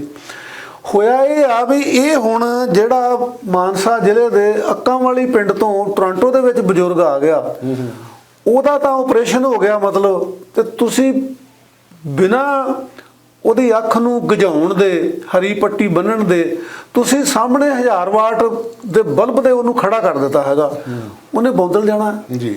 ਔਰ ਇਹ ਮਤਲਬ ਮੈਂ ਜਿਹੜੀ ਐਗਜ਼ਾਮਪਲ ਦਿੱਤੀ ਆ, ਪਤਾ ਨਹੀਂ ਕਿੰਨੀ ਕਿ ਸਮਝ ਆਉਂਦੀ ਹੈਗੀ ਆ, ਪਰ ਮੈਂ ਇਹ ਸਮਝਣਾ ਬਈ ਸਾਡੇ ਬਹੁਤੇ ਬਜ਼ੁਰਗ ਜਿਹੜੇ ਆ ਨਾ, ਜਿਹੜੇ ਪਿੰਡਾਂ ਥਾਵਾਂ ਤੋਂ ਆਏ ਹੈਗੇ ਆ, ਰੂਰਲ ਪੰਜਾਬ ਤੋਂ ਆਏ ਆ, ਜਿਨ੍ਹਾਂ ਨੇ ਕਸਬੇ ਛੋਟੇ ਸ਼ਹਿਰ ਕਿਤੇ ਨਹੀਂ ਦੇਖੇ ਹੈਗੇ, ਉਹਨਾਂ ਦੀ ਇਹ ਬਹੁਤ ਵੱਡੀ ਸਮੱਸਿਆ ਆ। ਅੱਛਾ, ਉਹਨਾਂ ਨੂੰ ਇਹ ਆ ਵੀ ਉਹ ਹੁਣ ਇੰਟਰੈਕਟ ਵੀ ਨਹੀਂ ਕਰ ਸਕਦੇ। ਇੱਥੇ ਜਿਹੜੇ ਸਾਡੇ ਗੁਆਂਢੀ ਨੇ, ਚਲੋ ਕੁਝ ਇਲਾਕੇ ਤਾਂ ਹੈਗੇ ਆ ਜਿਨ੍ਹਾਂ 'ਚ ਪੰਜਾਬੀਆਂ ਦੀ ਡੋਮੀਨੇਸ਼ਨ ਹੈਗੀ ਆ, that you can say N exception, ਪਰ ਮੈਜੋਰਟੀ ਜਿਹੜੇ ਆ ਤੁਹਾਡੇ ਗੁਆਂਢ ਦੇ ਵਿੱਚ ਪਤਾ ਨਹੀਂ ਕਿਹੜੇ ਦੇਸ਼ ਦਾ ਕੋਈ ਬੰਦਾ ਰਹਿੰਦਾ, ਉਹਦੀ ਲੈਂਗੁਏਜ ਕਿਹੜੀ ਆ, ਉਸ ਬੰਦੇ ਲਈ, ਬਜ਼ੁਰਗ ਲਈ ਉਹ ਸਮਝਣਾ ਬਹੁਤ ਮੁਸ਼ਕਲ ਹੈਗਾ, ਲੈਂਗੁਏਜ ਸਮਝਣੀ ਮੁਸ਼ਕਲ ਆ। ਔਰ ਉਹਦੇ ਲਈ, ਕਿਉਂਕਿ ਇਹ ਘਰ ਜਿਹੜੇ ਹੈਗੇ ਆ ਇਹ ਬੰਦ ਨੇ, ਇਹਨਾਂ ਦੇ ਵਿਹੜੇ ਨਹੀਂ ਹੈਗੇ। ਸਾਡੇ ਪੰਜਾਬੀ ਲੋਕ ਜਿਹੜੇ ਹੈਗੇ ਆ ਉਹ ਖੇਤਾਂ 'ਚ, ਵਿਹੜਿਆਂ 'ਚ, ਬਾਹਰ ਮੈਦਾਨਾਂ ਦੇ ਵਿੱਚ ਘੁੰਮਣ ਫਿਰਨ ਗਿੱਝੇ ਹੈਗੇ ਆ। ਸੋ ਉਹਨਾਂ ਲਈ ਇਹ ਬਹੁਤ ਵੱਡੀ ਮੁਸ਼ਕਲ ਆਉਂਦੀ ਹੈਗੀ ਆ, ਔਰ ਕੁਦਰਤੀ ਤੌਰ ਦੇ ਉੱਤੇ ਉਹਨਾਂ ਨੂੰ ਬਹੁਤ ਫਰਸਟ੍ਰੇਸ਼ਨ ਹੁੰਦੀ ਹੈਗੀ ਆ। ਦੂਜੇ ਆ ਸਾਡੇ ਪੜ੍ਹੇ ਲਿਖੇ ਲੋਕ। ਪੜ੍ਹੇ ਲਿਖੇ ਲੋਕਾਂ ਨੂੰ ਅਸੀਂ ਵੈਸੇ ਹੀ ਸਮਝ ਲੈਂਦੇ ਹਾਂ ਵੀ ਇਹ ਇੱਥੋਂ ਨੂੰ ਅਡਾਪਟ ਕਰ ਲੈਣਗੇ। ਅਡੈਪਟੇਸ਼ਨ ਜਿਹੜੀ ਆ ਨਾ ਜੀ, ਉਹ ਐਜੂਕੇਸ਼ਨ ਨਾਲ ਨਹੀਂ ਹੁੰਦੀ, ਉਹ ਤੁਹਾਡੇ ਮੈਂਟਲ ਸਟੇਟ ਨਾਲ ਹੁੰਦੀ ਹੈਗੀ ਆ ਕਿ ਤੁਸੀਂ ਆਪਣੇ ਆਪ ਨੂੰ ਬਦਲਣਾ ਚਾਹੁੰਦੇ ਹੋ। ਸਾਡੇ ਬਹੁਤੇ ਲੋਕੀ ਜਿਹੜੇ ਆ ਜੀ ਉਹ ਮਾਨਸਿਕ ਤੌਰ ਦੇ ਉੱਤੇ ਪੈਕ ਹੋਮ ਰਹਿੰਦੇ ਆ ਤੇ ਫਿਜ਼ੀਕਲੀ ਇੱਥੇ ਰਹਿੰਦੇ ਹੈਗੇ ਆ, ਯਾਨੀ ਦਵੰਦ ਉਹਨਾਂ ਦੀ ਜ਼ਿੰਦਗੀ ਦਾ ਬਣ ਗਿਆ ਹੈਗਾ। ਹੁਣ ਜਿਹੜੇ ਪੜ੍ਹੇ ਲਿਖੇ ਆ ਉਹਨਾਂ 'ਚ ਵੀ ਦੋ ਕਿਸਮ ਦੇ ਲੋਕ ਨੇ। ਇੱਕ ਕਿਸਮ ਦੇ ਉਹ ਲੋਕ ਨੇ ਜਿਨ੍ਹਾਂ ਦੀ ਸੋਸ਼ਲ ਲਾਈਫ ਆ, ਜਿਹੜੇ ਇੰਡੀਆ ਦੇ ਵਿੱਚ ਵੀ ਸੋਸ਼ਲ ਲਾਈਫ ਦੇ ਵਿੱਚ ਵਾਬਸਤਾ ਸੀਗੇ। ਕੋਈ ਟੀਚਰ ਯੂਨੀਅਨ 'ਚ ਸੀਗਾ, ਕੋਈ ਗਾਉਂਦਾ ਸੀਗਾ, ਕੋਈ ਸਾਹਿਤਕਾਰ ਸੀਗਾ, ਇਸ ਕਿਸਮ ਦੇ ਸੀਗੇ। ਉਹਨਾਂ ਲਈ ਜਿਹੜੀ ਅਡੈਪਟੇਸ਼ਨ ਹੈਗੀ ਉਹ ਸੌਖੀ ਆ। ਉਹ ਇੱਥੇ ਵੀ ਉਹਨਾਂ ਦੇ ਸ਼ੌਕ ਪੂਰੇ ਹੋ ਜਾਂਦੇ ਆ। ਉਹ ਗਿੱਲ ਸਾਹਿਬ ਨੂੰ ਕਵਿਤਾ ਸੁਣਾ ਸਕਦੇ ਆ, ਇਹਨਾਂ ਕੋਲੋਂ ਕੋਈ ਸੁਣ ਸਕਦੇ ਆ। ਉਹ PCHS ਦੇ ਵਿੱਚ ਜਾ ਸਕਦੇ ਆ, ਹੋਰ ਸੰਸਥਾਵਾਂ ਦੇ ਵਿੱਚ ਜਾ ਸਕਦੇ ਆ, ਲਿਟਰੇਰੀ ਆਰਗੇਨਾਈਜੇਸ਼ਨਾਂ ਦੇ ਵਿੱਚ ਜਾ ਸਕਦੇ ਆ। ਇੱਕ ਕੈਟੇਗਰੀ ਉਹ ਹੈਗੀ ਆ। ਇੱਕ ਕੈਟੇਗਰੀ ਉਹ ਆ ਕਿ ਜਿਨ੍ਹਾਂ ਨੇ ਉੱਥੇ ਰਾਜ ਕੀਤਾ ਹੈਗਾ ਜੀ। ਜਿੱਦਾਂ ਮੰਨ ਲਓ ਅਸੀਂ ਜਿਹੜਾ ਪੰਜਾਬੀ ਦਾ ਠੇਠ ਸ਼ਬਦ ਆ ਥਾਣੇਦਾਰੀ ਕਹਿ ਲੈਂਦੇ ਹਾਂ, ਮਤਲਬ ਹਾਂ, ਕੋਈ ਸਰਪੰਚ ਆ, ਕੋਈ ਥਾਣੇਦਾਰ ਆ, ਕੋਈ ਚੇਅਰਮੈਨ ਆ, ਉਹ ਆ। ਹੁਣ ਇੱਥੇ ਜਿਹੜਾ ਇਹ ਆ, ਜਿਹੜੀ ਪਹਿਲਾਂ ਆਪਾਂ ਗੱਲ ਕੀਤੀ ਸੀਗੀ, ਮੈਨੂੰ ਵੀ ਉਹਦਾ ਤਜਰਬਾ ਆ ਕਿ ਸਕੂਲ ਦੇ ਵਿੱਚ ਬੱਚਾ ਟੀਚਰ ਨੂੰ ਨਾਂ ਲੈ ਕੇ ਬੁਲਾਉਂਦਾ। ਉਹ ਤਾਂ ਫਿਰ ਵੀ ਇੱਕ ਇੱਥੋਂ ਦਾ ਮਤਲਬ ਸਮਝ ਲਓ ਵੀ ਕਲਚਰ ਹੈਗਾ ਹੈ। ਉਹ ਹੌਲੀ ਹੌਲੀ ਬੰਦਾ ਸਮਝ ਜਾਂਦਾ, ਨਾਲੇ ਉਹ ਟੀਚਰ ਹੈ ਜਿਹਨੂੰ ਨਾਂ ਲੈ ਕੇ ਬੁਲਾ ਰਿਹਾ ਹੈਗਾ। ਟੀਚਰ ਸਮਝ ਜਾਂਦਾ ਵੀ ਇੱਥੇ ਇਹ ਬੱਚੇ ਨੂੰ ਹੱਕ ਹੈਗਾ ਕਿ ਉਹ ਆਪਣੇ ਟੀਚਰ ਦਾ ਨਾਂ ਲੈ ਸਕਦਾ। ਉਹ ਟੀਚਰ ਨੂੰ ਥੋੜੀ ਜਿਹੀ ਮੁਸ਼ਕਲ ਜ਼ਰੂਰ ਆਉਂਦੀ ਆ, ਕਿਉਂਕਿ ਸਰ ਜਾਂ ਮੈਡਮ ਇੰਡੀਆ 'ਚ ਗਿੱਝੇ ਸੀਗੇ, ਪਰੰਤੂ ਇੱਥੇ ਕੋਈ ਬੁਲਾਉਂਦਾ ਹੀ ਨਹੀਂ ਕਿਸੇ ਨੂੰ। ਉਹ ਬੰਦਾ ਸੋਚਦਾ ਯਾਰ ਮੈਨੂੰ ਸਿਪਾਹੀ ਸਲੂਟ ਮਾਰਦੇ ਹੁੰਦੇ ਸੀਗੇ, ਮੈਨੂੰ ਇੰਨੇ ਕਿਸਾਨ ਜਿਹੜੇ ਹੈਗੇ ਆ ਉਹ ਚੇਅਰਮੈਨ ਸਾਹਿਬ ਕਹਿੰਦੇ ਸੀਗੇ, ਸਰਪੰਚ ਸਾਹਿਬ ਕਹਿੰਦੇ ਸੀਗੇ, ਯਾਰ ਇੱਥੇ ਤਾਂ ਮੈਂ ਕੁਛ ਵੀ ਨਹੀਂ, ਖਤਮ ਹੋ ਗਿਆ ਮੈਂ। ਇਹ ਜਿਹੜੀ ਬੰਦੇ ਦੀ ਪਛਾਣ ਹੈ ਨਾ ਗਿੱਲ ਸਾਹਿਬ, ਕਿ ਮੇਰੀ ਪਛਾਣ ਹੀ ਖਤਮ ਹੋ ਗਈ, ਉਹ ਬੰਦੇ ਨੂੰ ਬਹੁਤ ਜ਼ਿਆਦਾ ਦੁੱਖ ਦਿੰਦਾ ਹੈਗਾ। ਤੇ ਜਿਹੜੇ ਬੰਦੇ ਸਿਆਣੇ ਆ ਉਹ ਆਪਣੀ ਪਛਾਣ ਬਣਾ ਲੈਂਦੇ ਆ। ਤੁਸੀਂ ਆਣ ਕੇ ਸਮਾਜ ਦੇ ਵਿੱਚ ਵਿਚਰੇ ਹੋ, ਤੁਹਾਡੀ ਇੱਕ ਪਛਾਣ ਬਣ ਗਈ। ਜਿਹੜਾ ਅੱਜ ਆਇਆ ਉਹਦੀ ਹੋਰ 10 ਦਿਨਾਂ ਨੂੰ, 6 ਮਹੀਨਿਆਂ ਨੂੰ ਪਛਾਣ ਬਣ ਜਾਏਗੀ ਕਿ ਭਈ ਜੀ ਉਹ ਲਿਖਦਾ ਆ, ਉਹ ਗਾਉਂਦਾ ਆ, ਉਹ ਐਥਲੀਟ ਆ, ਉਹ ਕੋਈ ਵੀ ਉਹਦਾ ਗੁਣ ਹੈਗਾ। ਇਹ ਜਿਹੜੀ ਚੀਜ਼ ਆ ਨਾ, ਮਤਲਬ ਇਹ ਮਨ ਦੇ ਵਿੱਚ ਪਹਿਲਾਂ ਹੋਣਾ ਚਾਹੀਦਾ ਆ। ਮਸਲਨ ਮੈਂ ਤੁਹਾਨੂੰ ਆਪਣੀ ਐਗਜ਼ਾਮਪਲ ਦੱਸਦਾ ਕਿ ਮੈਂ ਜਦੋਂ ਇੰਡੀਆ ਤੋਂ ਤੁਰਿਆ ਆ ਤਾਂ ਮੈਂ ਇਹ ਮਨ ਬਣਾ ਕੇ ਤੁਰਿਆ ਸੀਗਾ ਕਿ ਮੈਂ ਹੁਣ ਦੋ ਪਾਸੇ ਨਹੀਂ ਰੱਖਣੇ। ਮੈਂ ਕੈਨੇਡਾ ਆ ਗਿਆ ਆ, ਹੁਣ ਕੈਨੇਡਾ ਮੇਰਾ ਮੁਲਕ ਆ, ਕਿਉਂਕਿ ਜਨਮ ਭੂਮੀ ਦੀ ਇੱਕ ਮਹੱਤਤਾ ਹੁੰਦੀ ਹੈ, ਨੋ ਡਾਊਟ, ਪਰ ਸਭ ਤੋਂ ਵੱਧ ਮਹੱਤਵਪੂਰਨ ਹੁੰਦੀ ਹੈਗੀ ਹੈ ਕਰਮ ਭੂਮੀ। ਜਦੋਂ ਕਰਮ ਭੂਮੀ ਇਹ ਤੁਹਾਡੀ ਬਣ ਗਈ ਆ, ਸਾਡਾ ਜੰਮਣ ਮਰਨ ਜਿਹੜਾ ਉਹ ਇੱਥੇ ਹੀ ਹੈਗਾ। ਸੋ ਸਾਡੀ ਜਿਹੜੀ ਬਜ਼ੁਰਗਾਂ ਦੀ ਕੈਟੇਗਰੀ ਆ, ਅਨਪੜ੍ਹਾਂ ਦੀ, ਜਿਹੜੇ ਪਿੰਡਾਂ ਤੋਂ ਆ ਗਏ ਹੈਗੇ ਆ, ਉਹਨਾਂ ਦਾ ਬੜਾ ਦੁਖਾਂਤ ਆ। ਉਹਦੇ ਲਈ ਸਾਨੂੰ ਪੰਜਾਬੀਆਂ ਨੂੰ ਰਲ ਕੇ ਸੋਚਣਾ ਚਾਹੀਦਾ ਆ ਕਿ ਉਹਨਾਂ ਦਾ ਇੱਥੇ ਦਿਲ ਕਿਵੇਂ ਲੱਗੇ, ਉਹ ਇਸ ਦੇਸ਼ ਨੂੰ ਆਪਣਾ ਦੇਸ਼ ਕਿਵੇਂ ਮੰਨਣ, ਔਰ ਇੱਥੋਂ ਦੀਆਂ ਜਿਹੜੀਆਂ ਵੈਲਿਊਜ਼ ਹੈਗੀਆਂ ਉਹ ਕਿਵੇਂ ਸਿੱਖਣ। ਜਿਹੜਾ ਇੱਕ ਉੱਥੇ ਪ੍ਰਿੰਸੀਪਲ ਸੀਗਾ, ਉਹਦੇ ਤੇ ਇੱਕ ਪੇਂਡੂ ਮੁਕਾਬਲੇ ਦੇ ਉੱਤੇ ਦੋਨਾਂ ਨੇ ਸੌਖਾ ਜਿਹੜਾ ਨਾ ਜੀ, ਉਹਨਾਂ ਦਾ ਇੱਕੋ ਜਿਹੀ ਡਿਗਰੀ ਜਿਹੜੀ ਆ ਨਾ ਉਹ ਅਡਾਪਟ ਕਰਨ ਦੀ ਹੋ ਨਹੀਂ ਸਕਦੀ। ਅਨਪੜ੍ਹ ਜਿਹੜੇ ਹੈਗੇ ਆ ਉਹਨਾਂ ਦਾ, ਉਹ ਹੁਣ ਵਿਚਾਰੇ ਉਹਨਾਂ ਨੂੰ ਇਹ ਤਾਂ ਸਮਝ ਲੱਗਦੀ ਨਹੀਂ ਵੀ ਸਾਨੂੰ ਆਪਰੇਸ਼ਨ ਕਰਾ ਕੇ ਤੇ 1000 ਵਾਟ ਦੇ ਬਲਬ ਦੇ ਸਾਹਮਣੇ ਖੜਾ ਕਰਤਾ। ਉਹ ਆਪਣੇ ਨਿਆਣਿਆਂ ਨੂੰ ਬੁਰਾ ਭਲਾ ਕਹੀ ਜਾਂਦੇ ਆ ਮੇਰੇ ਮੁੰਡੇ ਦਾ ਬੇੜਾ ਗਰਕ ਹੋਇਆ, ਇਹ ਮੈਨੂੰ ਇੱਥੇ ਲਾਇਆ, ਮੈਂ ਤਾਂ ਉੱਥੇ ਬੜਾ ਸੌਖਾ ਸੀਗਾ। ਉਹਨਾਂ ਨੂੰ ਸਮਝ ਨਾ ਲੱਗਣ ਕਰਕੇ ਇਹ ਉਹਨਾਂ ਨੂੰ ਸਮਝਾਉਣ ਦੀ ਲੋੜ ਹੈਗੀ ਆ। ਕਿਵੇਂ ਸਮਝਾਇਆ ਜਾਵੇ, ਇਹ ਸਾਰਿਆਂ ਦੇ ਸੋਚਣ ਦੀ ਗੱਲ ਹੈਗੀ ਆ। ਔਰ ਜਿਹੜੇ ਪੜ੍ਹੇ ਲਿਖੇ ਆ ਉਹਨਾਂ ਨੂੰ ਇਹ ਸਮਝਣ ਦੀ ਜ਼ਰੂਰਤ ਹੈਗੀ ਆ ਕਿ ਇਹ ਮੁਲਕ ਜਿਹੜਾ ਆ ਇਹਨੇ ਸਾਨੂੰ ਕਿੰਨੀਆਂ ਸਹੂਲਤਾਂ ਦਿੱਤੀਆਂ ਆ। ਇਹ ਇਸ ਵੇਲੇ ਵਨ ਆਫ ਦੀ ਬੈਸਟ ਕਹਿਣ ਦੀ ਬਜਾਏ ਮੈਂ ਇਹ ਕਹਾਂਗਾ ਕਿ it is the best country ਆ ਵਰਲਡ ਦੇ ਵਿੱਚ। ਇਸੇ ਕਰਕੇ ਸਾਰੇ ਮੁਲਕਾਂ ਦੇ ਲੋਕ ਇੱਧਰ ਨੂੰ ਆਉਣ ਡਏ ਨੇ। ਇੱਥੇ ਕਿੰਨੀ ਆਜ਼ਾਦੀ ਹੈਗੀ ਆ, ਕਿੰਨੀ ਬੰਦੇ ਦੀ ਵੈਲਿਊ ਹੈਗੀ ਆ। ਆਪਣੇ ਬੰਦੇ ਨਾਲੋਂ ਇੱਥੇ ਜਿਹੜੇ ਜਨੌਰ ਨੇ ਉਹਨਾਂ ਦੀ ਵੈਲਿਊ ਵੀ ਵੱਧ ਹੈਗੀ ਆ। ਉਹਨਾਂ ਨੂੰ ਪੈਟਸ ਨੂੰ ਕੋਈ ਟਾਰਚਰ ਨਹੀਂ ਕਰ ਸਕਦਾ, ਤੇ ਇੰਡੀਆ ਦੇ ਵਿੱਚ ਤਾਂ ਬੰਦਿਆਂ ਨੂੰ ਟਾਰਚਰ ਕੀਤਾ ਜਾਂਦਾ ਆ। ਤੇ ਸਾਨੂੰ ਮਤਲਬ ਇੱਕ ਬੰਦੇ ਦਾ ਦੁਖਾਂਤ ਆ, ਇੱਕ ਸਾਈਕੀ ਆ ਬੰਦੇ ਦੀ ਕਿ ਉਹਨੂੰ ਆਪਣਾ ਪਾਸਟ ਚੰਗਾ ਲੱਗਦਾ। ਪਾਸਟ ਉਹਨੂੰ ਗਿੱਲ ਸਾਹਿਬ ਕਿਉਂ ਚੰਗਾ ਲੱਗਦਾ ਆ? ਕਿਉਂਕਿ ਉਹਨੂੰ ਪਾਸਟ ਦੀਆਂ ਚੰਗੀਆਂ ਗੱਲਾਂ ਜਿਹੜੀਆਂ ਉਹ ਚੇਤੇ ਰਹਿੰਦੀਆਂ ਆ। ਮੈਨੂੰ ਆਪਣੇ ਸਕੂਲ ਦੇ ਵਿੱਚ ਜੇ ਕੋਈ ਮਾੜੀ ਘਟਨਾ ਹੋਈ ਆ ਉਹ ਭੁੱਲ ਗਈ ਆ। ਜੇ ਕੋਈ ਮੇਰੇ ਠੇਡਾ ਲੱਗ ਗਿਆ, ਮੈਨੂੰ ਕਿਸੇ ਮੁੰਡੇ ਨੇ ਕੁੱਟ ਦਿੱਤਾ, ਆਈ ਹੈਵ ਫॉरਗॉटन दैट, ਤੇ ਮੇਰੇ ਮਨ 'ਚ ਇਹੀ ਆ ਕਿ ਉਹ ਯਾਰ ਟਾਹਲੀ ਦੇ ਛਾਵੇਂ ਬਹਿਦਾ ਸੀਗਾ, ਫੱਟੀ ਲਿਖੀ ਦੀ ਸੀਗੀ। ਇਸ ਕਰਕੇ ਸਾਨੂੰ ਚੰਗੀਆਂ ਗੱਲਾਂ ਜਿਹੜੀਆਂ ਪਾਸਟ ਦੀਆਂ ਯਾਦ ਰਹਿ ਜਾਂਦੀਆਂ।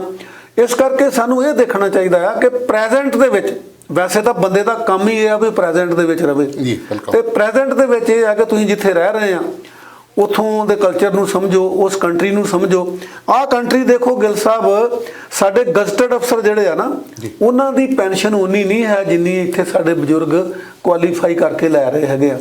ਤੇ ਉਹਦੇ ਤੋਂ ਬਿਨਾਂ ਟ੍ਰੀਟਮੈਂਟ ਤੁਹਾਨੂੰ ਫ੍ਰੀ ਮਿਲ ਰਿਹਾ ਹੈਗਾ। ਤੇ ਤੁਹਾਡੇ ਕੋਲ ਇੱਕ ਸਿਸਟਮ ਆ ਜਿਹੜਾ ਕਾਨੂੰਨ ਦੇ ਹਿਸਾਬ ਨਾਲ ਚੱਲਦਾ। ਸੋ ਇਹ ਸਾਰੀਆਂ ਚੀਜ਼ਾਂ ਜਿਹੜੀਆਂ ਜੀ ਉਹ ਸਾਨੂੰ ਐਜੂਕੇਟ ਜੇ ਕੀਤੀਆਂ ਜਾਣ ਤਾਂ ਵਧੀਆ ਗੱਲ ਆ। ਸਾਨੂੰ ਸੈਲਫ ਐਜੂਕੇਸ਼ਨ ਵੀ ਲੈਣੀ ਚਾਹੀਦੀ ਆ। ਤੇ ਜਿਹੜੀਆਂ ਸੰਸਥਾਵਾਂ ਸਾਨੂੰ ਐਜੂਕੇਟ ਕਰਨ ਦਾ ਯਤਨ ਕਰਦੀਆਂ, ਜਿੱਦਾਂ PCHS ਬਹੁਤ ਵਧੀਆ ਕੰਮ ਕਰ ਰਹੀ ਆ। ਔਰ ਮੈਂ ਗਿੱਲ ਸਾਹਿਬ ਜਦੋਂ ਆਇਆ ਸੀਗਾ ਨਾ, ਮੈਨੂੰ 12 ਸਾਲ ਹੋ ਗਏ ਆਏ ਨੂੰ, ਮੈਂ ਉਦੋਂ ਤੋਂ ਹੀ ਮਿਸਟਰ ਬਲਦੇਵ ਸਿੰਘ ਮੁੱਤਾ ਨੂੰ TV ਦੇ ਉੱਤੇ ਸੁਣਦਾ ਰਿਹਾ। ਮੇਰੀ ਵਾਕਫੀ ਤਾਂ ਇਹਨਾਂ ਨਾਲ ਬਾਅਦ 'ਚ ਹੋਈ ਆ, ਪਰੰਤੂ ਇਹਨਾਂ ਦੇ ਜਿਹੜੇ ਕਾਰਜ ਸੀਗੇ, ਕੰਮ ਸੀਗੇ, ਉਹ ਉੱਥੇ ਰਿਫਲੈਕਟ ਹੁੰਦੇ ਰਹੇ ਆ, ਉਹਨਾਂ ਦੀ ਗੱਲ ਕਰਦੇ ਰਹੇ ਆ। ਸੋ ਇੱਦਾਂ ਦੀਆਂ ਹੋਰ ਵੀ ਬਹੁਤ ਸਾਰੀਆਂ ਸੰਸਥਾਵਾਂ ਨੇ ਜਿਨ੍ਹਾਂ ਦੇ ਵਿੱਚ ਸਾਨੂੰ ਜ਼ਰੂਰਤ ਆ ਕਿ ਆਪਣੇ ਬਜ਼ੁਰਗਾਂ ਦੀਆਂ ਮੁਸ਼ਕਲਾਂ ਸਮਝ ਕੇ ਉਹਨਾਂ ਨਾਲ ਲੜਨ ਦੀ ਨਹੀਂ ਲੋੜ ਹੈਗੀ, ਉਹਨਾਂ ਨਾਲ ਝਗੜਾ ਕਰਨ ਦੀ ਲੋੜ ਨਹੀਂ ਹੈ। ਉਹ ਝਗੜਾ ਕਰਦੇ ਆ ਬਿਕਾਜ਼ ਆਫ ਇਨੋਸੈਂਸ। ਉਹ ਆਪਣੀ ਔਲਾਦ ਨੂੰ ਮਾੜਾ ਕਹਿੰਦੇ ਆ ਕਿ ਉਹਨਾਂ ਨੂੰ ਪਤਾ ਨਹੀਂਗਾ ਵੀ ਕਾਰਨ ਕੀ ਹੈਗਾ, ਕਿ ਸਾਡੇ ਇੱਥੇ ਆਉਣ ਦਾ ਕਾਰਨ ਕੀ ਆ, ਸਾਡੀ ਫਰਸਟ੍ਰੇਸ਼ਨ ਦਾ ਕਾਰਨ ਕੀ ਆ, ਇਹ ਫਰਸਟ੍ਰੇਸ਼ਨ ਕਿੱਦਾਂ ਦੂਰ ਹੋ ਸਕਦੀ ਆ, ਕਿੰਨਾ ਗੱਲਾਂ ਕਰਕੇ ਹੋ ਸਕਦੀ ਆ।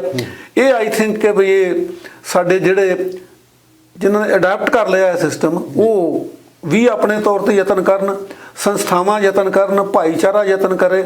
ਔਰ ਭਾਈਚਾਰੇ ਦਾ ਕੰਮ ਕੇਵਲ ਇੰਨਾ ਹੀ ਨਹੀਂ ਹੈ ਕਿ ਉਹ ਕਹੇ ਵੀ ਜੀ ਇਹ ਸਾਡੇ ਭਾਈਚਾਰੇ ਦੀ ਸੰਸਥਾ ਆ। ਨਹੀਂ, ਉਹ ਭਾਈਚਾਰਕ ਕਦਰਾਂ ਕੀਮਤਾਂ, ਭਾਈਚਾਰਕ ਮੁਸ਼ਕਲਾਂ ਜਿਹੜੀਆਂ ਆ ਰਹੀਆਂ ਹੈਗੀਆਂ, ਉਹਨਾਂ ਨੂੰ ਸਮਝ ਕੇ ਤੇ ਉਹਨਾਂ ਨੂੰ ਦੂਰ ਕਰਨ ਦੀ ਲੋੜ ਹੈਗੀ ਹੈ।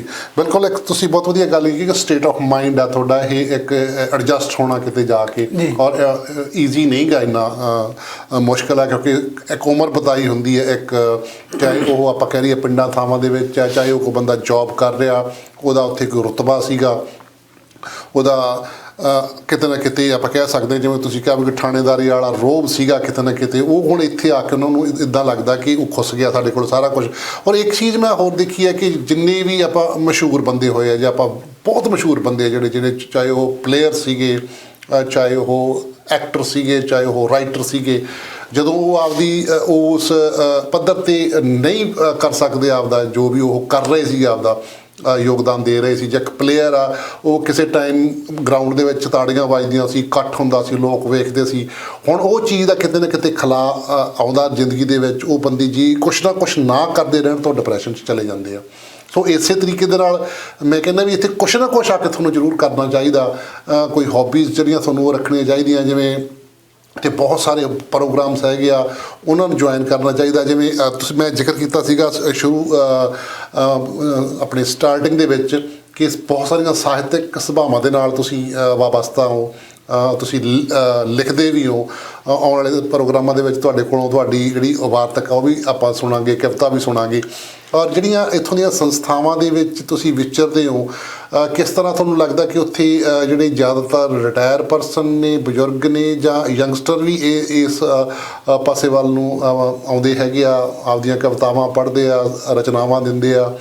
ਤੁਸੀਂ ਬਹੁਤ ਸਾਰੇ ਸਮਾਗਮ ਵੀ ਕਰਵਾਏ ਆ ਇੱਥੇ। ਕਿਸ ਤਰ੍ਹਾਂ ਲੱਗਦਾ ਜਿਹੜੀ ਸਾਹਿਤਕ ਸਭਾਵਾਂ ਉਹ ਯੋਗਦਾਨ ਪਾ ਸਕਦੀਆਂ ਬਜ਼ੁਰਗਾਂ ਨੂੰ ਥੋੜ੍ਹੀ ਬਹੁਤ ਐਂਟਰਟੇਨ ਕਰਨ ਵਿੱਚ? ਜਿਹੜੀਆਂ ਗਿੱਲ ਸਾਹਿਬ ਸਾਹਿਤਕ ਸਭਾਵਾਂ ਹੈ ਨਾ, ਉਹਨਾਂ ਦੇ ਵਿੱਚ ਮੈਜੋਰਿਟੀ ਜਿਹੜੇ ਆ ਨਾ, ਉਹ ਜਿਹੜੇ ਉੱਥੋਂ ਹੀ ਲਿਖਦੇ ਸੀਗੇ ਜੀ, ਉਹ ਇੱਥੇ ਮੈਂਬਰ ਬਣੇ ਹੈਗੇ ਆ। ਜਾਂ ਇਦਾਂ ਕਹਿ ਲਓ ਕਿ ਇੱਥੇ ਆ ਕੇ ਕੋਈ ਸਾਹਿਤਕਾਰ ਨਹੀਂ ਬਣਿਆ ਹੈਗਾ। ਜਾਂ ਇਦਾਂ ਕਹਿ ਲਓ ਕਿ ਜਿਹੜੀ ਓਲਡ ਜਨਰੇਸ਼ਨ ਹੈਗੀ ਆ, ਜਿਹੜੇ ਪੁਰਾਣੇ ਬੰਦੇ ਆ, ਉਹੀ ਸਭਾਵਾਂ ਦੇ ਵਿੱਚ ਸਰਗਰਮ ਹੈਗੇ ਆ। ਜਿੱਦਾਂ ਕਲਮਾਂ ਦਾ ਕਾਫਲਾ ਜਿਹੜਾ ਇਹ 1991-92 ਦੇ ਵਿੱਚ ਬਣਿਆ ਸੀਗਾ। ਫਿਰ ਕੈਨੇਡੀਅਨ ਪੰਜਾਬੀ ਸਾਹਿਤ ਸਭਾ ਜਿਹੜੀ ਹੈ 2011 ਦੇ ਵਿੱਚ ਬਣੀ ਹੈਗੀ ਆ। ਇਸੇ ਤਰ੍ਹਾਂ ਲਿਟਰੇਰੀ ਰਿਫਲੈਕਸ਼ਨ ਜਿਹੜੀ ਹੈ ਇਹਨੂੰ ਥੋੜ੍ਹੀ ਚਿਰ ਹੋਇਆ ਹੈਗਾ। ਇੱਕ ਗਿੱਲ ਸਾਹਿਬ ਜਿਹੜੀ ਸਾਡੇ 'ਚ ਨੁਕਸ ਆ ਨਾ, ਉਹ ਮਤਲਬ ਹਰ ਥਾਂ ਆ, ਅਸੀਂ ਡੈਮੋਕ੍ਰੇਸੀ ਦੇ ਵਿੱਚ ਵਿਸ਼ਵਾਸ ਨਹੀਂ ਰੱਖਦੇ। ਅਸੀਂ ਰੌਲਾ ਡੈਮੋਕ੍ਰੇਸੀ ਦਾ ਪਾਉਂਦੇ ਆ, ਪਰੰਤੂ ਪ੍ਰੈਕਟੀਕਲੀ ਅਸੀਂ ਡੈਮੋਕਰੇਟ ਨਹੀਂ ਹੈਗੇ। ਹੁਣ ਇੱਕ ਸੰਸਥਾ ਤੋਂ ਦੂਜੀ ਸੰਸਥਾ ਕਿਉਂ ਬਣਦੀ ਹੈਗੀ ਆ? ਕਿਉਂਕਿ ਉਹਦੇ ਵਿੱਚ ਕੁਝ ਲੋਕ ਮਹਿਸੂਸ ਕਰਦੇ ਆ ਵੀ ਯਾਰ ਇਹ ਫਲਾਣੇ ਬੰਦੇ ਜਿਹੜੇ ਆ ਇਹੀ ਚੌਧਰ ਕਰੀ ਜਾਂਦੇ ਆ। ਸੋ ਇਹ ਜਿਹੜਾ ਪੋਜ਼ਿਟਿਵ ਰੋਲ ਹੈਗਾ ਸਾਹਿਤਕ ਸੰਸਥਾਵਾਂ ਦਾ, ਉਹ ਤਾਂ ਇਹ ਆ ਕਿ ਇਕੱਠੇ ਹੁੰਦੇ ਆ, ਰਚਨਾਵਾਂ ਸੁਣਾਉਂਦੇ ਆ, ਵਿਚਾਰ ਕਰਦੇ ਆ। ਪਰ ਇੱਕ ਜਿਹੜੀ ਗੱਲ ਨੈਗੇਟਿਵ ਹੈਗੀ ਆ ਉਹ ਇਹ ਆ ਵੀ ਜਿਹੜੀ ਇੱਥੋਂ ਦੀ ਜਨਰੇਸ਼ਨ ਹੈਗੀ ਆ, ਉਹ ਗੈਪ ਉਸੇ ਤਰ੍ਹਾਂ ਹੀ ਕਾਇਮ ਆ। ਮਤਲਬ ਕਿ ਅਸੀਂ ਜਿਹੜਾ ਪੰਜਾਬੀ 'ਚ ਲਿਟਰੇਚਰ ਪੰਜਾਬ 'ਚ ਲਿਖਿਆ ਜਾ ਰਿਹਾ, ਉਹੋ ਹੀ ਇੱਥੇ ਲਿਖਣ ਦਾ ਯਤਨ ਕਰਦੇ ਆ, ਜਾਂ ਉਸ ਕਿਸਮ ਦੀਆਂ ਗੱਲਾਂ ਜਿਹੜੀਆਂ ਉਹ ਕਰਦੇ ਆ। ਕਿਉਂਕਿ ਜਿੰਨਾ ਚਿਰ ਅਸੀਂ ਸੁਸਾਇਟੀ ਨੂੰ ਸਮਝਦੇ ਨਹੀਂ ਨਾ, ਇੱਥੇ ਹੁਣ ਜਿੱਦਾਂ ਨਵੀਆਂ ਸਮੱਸਿਆਵਾਂ ਆ ਰਹੀਆਂ ਹੈਗੀਆਂ। ਹੁਣ ਦੇਖੋ ਵਿਦਿਆਰਥੀਆਂ ਦੀ ਜਿਹੜੀ ਇੰਟਰਨੈਸ਼ਨਲ ਸਟੂਡੈਂਟਸ ਦੀ ਸਮੱਸਿਆ ਆ, ਇਹ ਜਦੋਂ ਤੁਸੀਂ ਆਏ ਹੋਵੋਗੇ ਉਦੋਂ ਹੈ ਨਹੀਂ ਸੀਗੀ। ਇਹ ਪਿਛਲੇ 5-7 ਸਾਲ ਦੇ ਵਿੱਚ ਜ਼ਿਆਦਾ ਪੈਦਾ ਹੋਈ ਹੈਗੀ ਆ। ਔਰ ਉਹਦੇ ਵਿੱਚ ਕਈ ਲੋਕ ਜਿਹੜੇ ਆ ਉਹ ਇਹ ਕਹਿੰਦੇ ਆ ਵੀ ਇਹ ਆਉਣੇ ਨਹੀਂ ਚਾਹੀਦੇ ਇੱਥੇ। ਮਤਲਬ ਐਟੀਟਿਊਡ ਜਿਹੜਾ ਹੈਗਾ ਵੀ ਅਸੀਂ ਆ ਗਏ ਹੁਣ ਹੋਰ ਨਹੀਂ ਕੋਈ ਵੀ ਹੋਣਾ ਚਾਹੀਦਾ। ਜਿੱਦਾਂ ਬੱਸ 'ਚ ਕੋਈ ਬੰਦਾ ਚੜ੍ਹਦੇ ਨਾ ਭਾਰੀ ਬੱਸ 'ਚ, ਤੇ ਉਹ ਫਿਰ ਮਗਰਲਿਆਂ ਨੂੰ ਕਹੀ ਜਾਂਦਾ ਵੀ ਅੱਗੇ ਥਾਂ ਹੈ ਨਹੀਂ ਬਈ, ਤੁਸੀਂ ਹੁਣ ਬਾਹਰ ਹੀ ਰਹੋ। ਸੋ ਸਾਹਿਤਕ ਸੰਸਥਾਵਾਂ ਦੇ ਵਿੱਚ ਵੀ ਇਸ ਕਿਸਮ ਦੀਆਂ ਭਾਵਨਾਵਾਂ ਜਿਹੜੀਆਂ ਉਹ ਵਰਕ ਕਰਦੀਆਂ ਹੈਗੀਆਂ। ਇੱਕ ਵਿਸ਼ਾਲ ਦਿਲੀ ਜਿਹੜੀ ਹੈਗੀ ਆ, ਉਹ ਜਿਹੜੀ ਕਿ ਸਾਨੂੰ ਪਰਿਵਾਰ 'ਚੋਂ ਮਿਲਦੀ ਆ, ਫਿਰ ਸਮਾਜ ਤੋਂ ਵੀ ਮਿਲਦੀ ਆ। ਜੇ ਮੈਂ ਆਪਣੀ ਐਗਜ਼ਾਮਪਲ ਦੇਣੀ ਹੋਵੇ ਤਾਂ ਮੇਰੇ ਪੇਰੈਂਟਸ ਜਿਹੜੇ ਆ ਉਹ ਜਾਤ ਪਾਤ 'ਚ ਨਹੀਂ ਯਕੀਨ ਰੱਖਦੇ, ਤੇ ਉਹਦਾ ਨਤੀਜਾ ਹੋਇਆ ਵੀ ਸਾਡੇ ਬੱਚੇ ਜਿਹੜੇ ਆ ਉਹ ਵੀ ਨਹੀਂ ਵਿਸ਼ਵਾਸ ਰੱਖਦੇ ਇਹਨਾਂ ਚੀਜ਼ਾਂ 'ਚ। ਤੇ ਉਹਨਾਂ ਚੀਜ਼ਾਂ 'ਚ ਮੈਂ ਵੀ ਨਹੀਂ ਵਿਸ਼ਵਾਸ ਰੱਖਦਾ। ਮੇਰੇ ਗੁਆਂਢ ਕਰਾਚੀ ਦਾ ਮੁਸਲਮਾਨ ਰਹਿੰਦਾ ਆ, ਉਹ ਵੀ ਮੇਰੇ ਲਈ ਰਿਸਪੈਕਟੇਬਲ ਆ। ਸਾਹਮਣੇ ਮੇਰੇ ਸ੍ਰੀਲੰਕਨ ਰਹਿੰਦੇ ਆ, ਉਹਨਾਂ ਨਾਲ ਵੀ ਮੇਰਾ ਬੋਲਚਾਲ ਆ। ਮੇਰੇ ਗੁਆਂਢ ਜਮੈਕੇ ਵੀ ਰਹਿੰਦੇ ਰਹੇ ਆ, ਉਹਨਾਂ ਨਾਲ ਵੀ ਮੇਰਾ ਬੋਲਚਾਲ ਆ। ਮੈਂ ਇਹ ਮੰਨ ਕੇ ਚੱਲਦਾ ਹਾਂ ਕਿ everybody is a human being. ਉਹ ਜਮੈਕਾ 'ਚ ਪੈਦਾ ਹੋ ਗਿਆ, ਨਾਈਜੀਰੀਆ 'ਚ ਪੈਦਾ ਹੋ ਗਿਆ, ਪੰਜਾਬ 'ਚ ਪੈਦਾ ਹੋ ਗਿਆ, ਚੀਨ 'ਚ ਪੈਦਾ ਹੋ ਗਿਆ, ਇਹ ਉਹਦੇ ਹੱਥ ਦੇ ਵੱਸ ਦੇ ਵਿੱਚ ਗੱਲ ਨਹੀਂ ਸੀਗਾ। ਜੋ ਉਹਦੇ ਤੇ ਸਾਡੇ ਹੱਥ ਵਸਿਆ ਉਹ ਇਹ ਆ ਵੀ let us respect each other. ਅਸੀਂ ਹਿਊਮਨ ਬੀਇੰਗ ਕੰਸੀਡਰ ਕਰੀਏ। ਇਹ ਸਾਡੇ ਕੈਨੇਡਾ ਦੇ ਸਕੂਲਾਂ ਦਾ ਬੜਾ ਵਧੀਆ ਸਿਸਟਮ ਆ ਕਿ ਉਹ ਇਹ ਗੱਲ ਬੱਚਿਆਂ ਨੂੰ ਸਿਖਾਉਂਦੇ ਆ। ਔਰ ਸਾਡੇ ਕਈ ਹੈਂਕੜਬਾਜ਼ ਮਾਪੇ ਜਿਹੜੇ ਆ ਨਾ, ਉਹ ਡੈਰੋਗੇਟਰੀ ਸ਼ਬਦ ਵਰਤ ਦਿੰਦੇ ਨੇ ਦੂਜੀਆਂ ਕਮਿਊਨਿਟੀਜ਼ ਲਈ, ਤੇ ਬੱਚੇ ਟੋਕਦੇ ਆ ਉਹਨਾਂ ਨੂੰ ਵੀ ਤੁਸੀਂ ਰੇਸਿਸਟ ਹੋ, ਇਹ ਗੱਲ ਜਿਹੜੀ ਤੁਸੀਂ ਕਰ ਰਹੇ ਹੋ। ਸੋ ਮੈਂ ਇਹ ਸਮਝਣਾ ਵੀ ਜਿਹੜਾ ਬੰਦਾ ਇਹ ਮਨ 'ਚ ਲੈ ਕੇ ਆਉਂਦਾ ਨਾ ਕਿ ਬਈ ਮੈਂ ਹਿਊਮਨ ਬੀਇੰਗ ਨੂੰ ਕੰਸੀਡਰ ਕਰਨਾ। ਔਰ ਮੈਂ ਗਿੱਲ ਸਾਹਿਬ ਮਹਿਸੂਸ ਕਰਦਾ ਹਾਂ ਕਿ ਦੁਨੀਆ ਦੇ ਸਾਰੇ ਧਰਮ ਬੜੇ ਰਿਸਪੈਕਟੇਬਲ ਆ, ਸਭਨਾਂ ਦੇ ਵਿੱਚ ਬੜੀਆਂ ਚੰਗੀਆਂ ਗੱਲਾਂ ਆ, but humanity is the greatest religion. Humanity ਸਭ ਤੋਂ, ਕਿਉਂਕਿ ਉਹ ਸਾਰਿਆਂ ਧਰਮਾਂ ਨੂੰ ਆਪਣੇ ਘੇਰੇ 'ਚ ਲੈ ਲੈਂਦੀ ਹੈਗੀ ਆ। ਧਰਮ ਜਿਹੜੇ ਹੈਗੇ ਆ ਉਹਨਾਂ ਦਾ ਦਾਇਰਾ ਓਡਾ ਵੱਡਾ ਨਹੀਂ ਹੈ ਜਿਹੜਾ ਹਿਊਮੈਨਿਟੀ ਦਾ ਦਾਇਰਾ ਆ। ਸੋ ਇਹ ਜਿਹੜਾ ਬੈਂਟ ਆਫ ਮਾਈਂਡ ਆ ਨਾ, ਉਹ ਭਾਵੇਂ ਅਸੀਂ ਲੇਖਕ ਦੇ ਤੌਰ ਤੇ ਹੋਈਏ, ਭਾਵੇਂ ਖਿਡਾਰੀ ਦੇ ਤੌਰ ਤੇ ਹੋਈਏ, ਭਾਵੇਂ ਹੋਰ ਕੋਈ ਖੇਤਰ ਹੋਵੇ, ਉਹਦੇ ਵਿੱਚ ਜਿੰਨਾ ਚਿਰ ਅਸੀਂ ਬਰੌਡ ਮਾਈਂਡਡ ਨਹੀਂ ਨਾ ਹੈਗੇ, ਇਹ ਕੈਨੇਡਾ ਸਾਨੂੰ ਸਿਖਾਉਂਦਾ ਹੀ ਇਹ ਹੈਗਾ। ਜਿਹੜੀ ਬੈਸਟ ਚੀਜ਼ ਹੈਗੀ ਆ ਕੈਨੇਡਾ ਕੋਲ ਸਿਖਾਉਣ ਲਈ, ਉਹ ਹੈਗੀ ਆ ਕਿ ਹਰ ਰਿਲੀਜਨ ਦੀ ਰਿਸਪੈਕਟ ਹੈਗੀ ਆ। ਹਰ ਕਮਿਊਨਿਟੀ ਦੀ ਰਿਸਪੈਕਟ ਹੈਗੀ ਆ। ਔਰ ਇਹਦੇ 'ਚੋਂ ਸਿੱਖਣ ਵਾਲੀ ਤੇ ਸਿਖਾਉਣ ਵਾਲੀ ਗੱਲ ਵੀ ਇਹ ਹੈਗੀ ਆ ਕਿ let us become human beings. ਜੀ। ਅਸੀਂ ਚੰਗੇ ਸਿੱਖ ਬਣ ਜਾਈਏ, ਚੰਗੇ ਹਿੰਦੂ ਬਣ ਜਾਈਏ, ਚੰਗੇ ਮੁਸਲਮਾਨ ਬਣ ਜਾਈਏ, ਚੰਗੇ ਜਿਊਜ਼ ਬਣ ਜਾਈਏ, ਚੰਗੀ ਗੱਲ ਹੈ, ਮਾੜੀ ਗੱਲ ਨਹੀਂ ਹੈ। ਪਰ ਬੈਸਟ ਥਿੰਗ ਇਹ ਹੈਗੀ ਆ ਕਿ ਅਸੀਂ ਹਿਊਮਨ ਬੀਇੰਗ ਬਣ ਜਾਈਏ। ਜਦੋਂ ਅਸੀਂ ਹਿਊਮਨ ਬੀਇੰਗ ਬਣ ਜਾਵਾਂਗੇ ਤਾਂ ਫਿਰ ਅਸੀਂ ਚਾਈਨੀਜ਼ ਦੇ ਤੌਰ ਤੇ ਨਹੀਂ ਦੇਖਾਂਗੇ, ਮੁਸਲਮਾਨ ਦੇ ਤੌਰ ਤੇ ਨਹੀਂ ਦੇਖਾਂਗੇ, ਫਿਰ ਅਸੀਂ ਹਿਊਮਨ ਬੀਇੰਗ ਦੇ ਤੌਰ ਤੇ ਦੇਖਾਂਗੇ। ਸੋ ਇਹ ਜਿਹੜਾ ਹੈ ਸਾਡਾ ਬੈਂਟ ਆਫ ਮਾਈਂਡ, ਮਨ ਜਿਹੜਾ ਉਹ ਸਾਨੂੰ ਵਿਸ਼ਾਲ ਕਰਨਾ ਚਾਹੀਦਾ। ਜੀ। ਜਿੱਦਾਂ ਪੂਰਨ ਸਿੰਘ ਕਹਿੰਦਾ ਨਾ ਕਿ ਬਈ ਜਿਹੜੇ ਮਨ ਮੇਰਾ ਮੈਦਾਨ ਹੋਇਆ ਤੇ ਦਿਲ ਮੇਰਾ ਆਣ ਬਾਈਆਂ ਵਿੱਚ ਖੁੱਭਿਆ। ਜਾਂ ਫਰੀਦ ਨੇ ਕਿਹਾ ਹੈਗਾ ਕਿ ਫਰੀਦਾ ਮਨ ਮੈਦਾਨ ਕਰ ਟੋਏ ਲਾ, ਅੱਗੇ ਮੂਲ ਨਾ ਆਪਸੀ ਦੋਜਕ ਸੰਧੀ ਭਾ।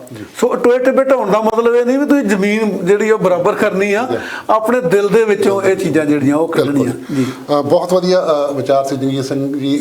ਤੁਸੀਂ ਸਾਡੇ ਸਟੂਡੀਓ 'ਚ ਆਏ, ਗੱਲਬਾਤ ਕੀਤੀ, ਔਰ ਸਾਡੀ ਕੋਸ਼ਿਸ਼ ਇਹੀ ਰਹਿੰਦੀ ਹੈ ਕਿ ਤੁਹਾਡੇ ਨਾਲ ਜਿਹੜੀ ਗੱਲਬਾਤ ਕੀਤੀ ਜਾਵੇ, ਬਜ਼ੁਰਗਾਂ ਦੇ ਨਾਲ ਸਾਂਝ ਪਾਈ ਜਾਵੇ, ਔਰ ਜੋ ਵੀ ਸਮੱਸਿਆਵਾਂ ਇੱਥੇ ਆ ਰਹੀਆਂ ਨੇ ਉਹਨਾਂ ਦਾ ਹੱਲ ਲੱਭਿਆ ਜਾਵੇ, ਜਾਂ ਉਹਨਾਂ ਤੋਂ ਕਿਵੇਂ ਬਚਿਆ ਜਾ ਸਕਦਾ, ਜਾਂ ਉਹ ਮੁਸ਼ਕਲਾਂ ਘੱਟ ਹੋਣ।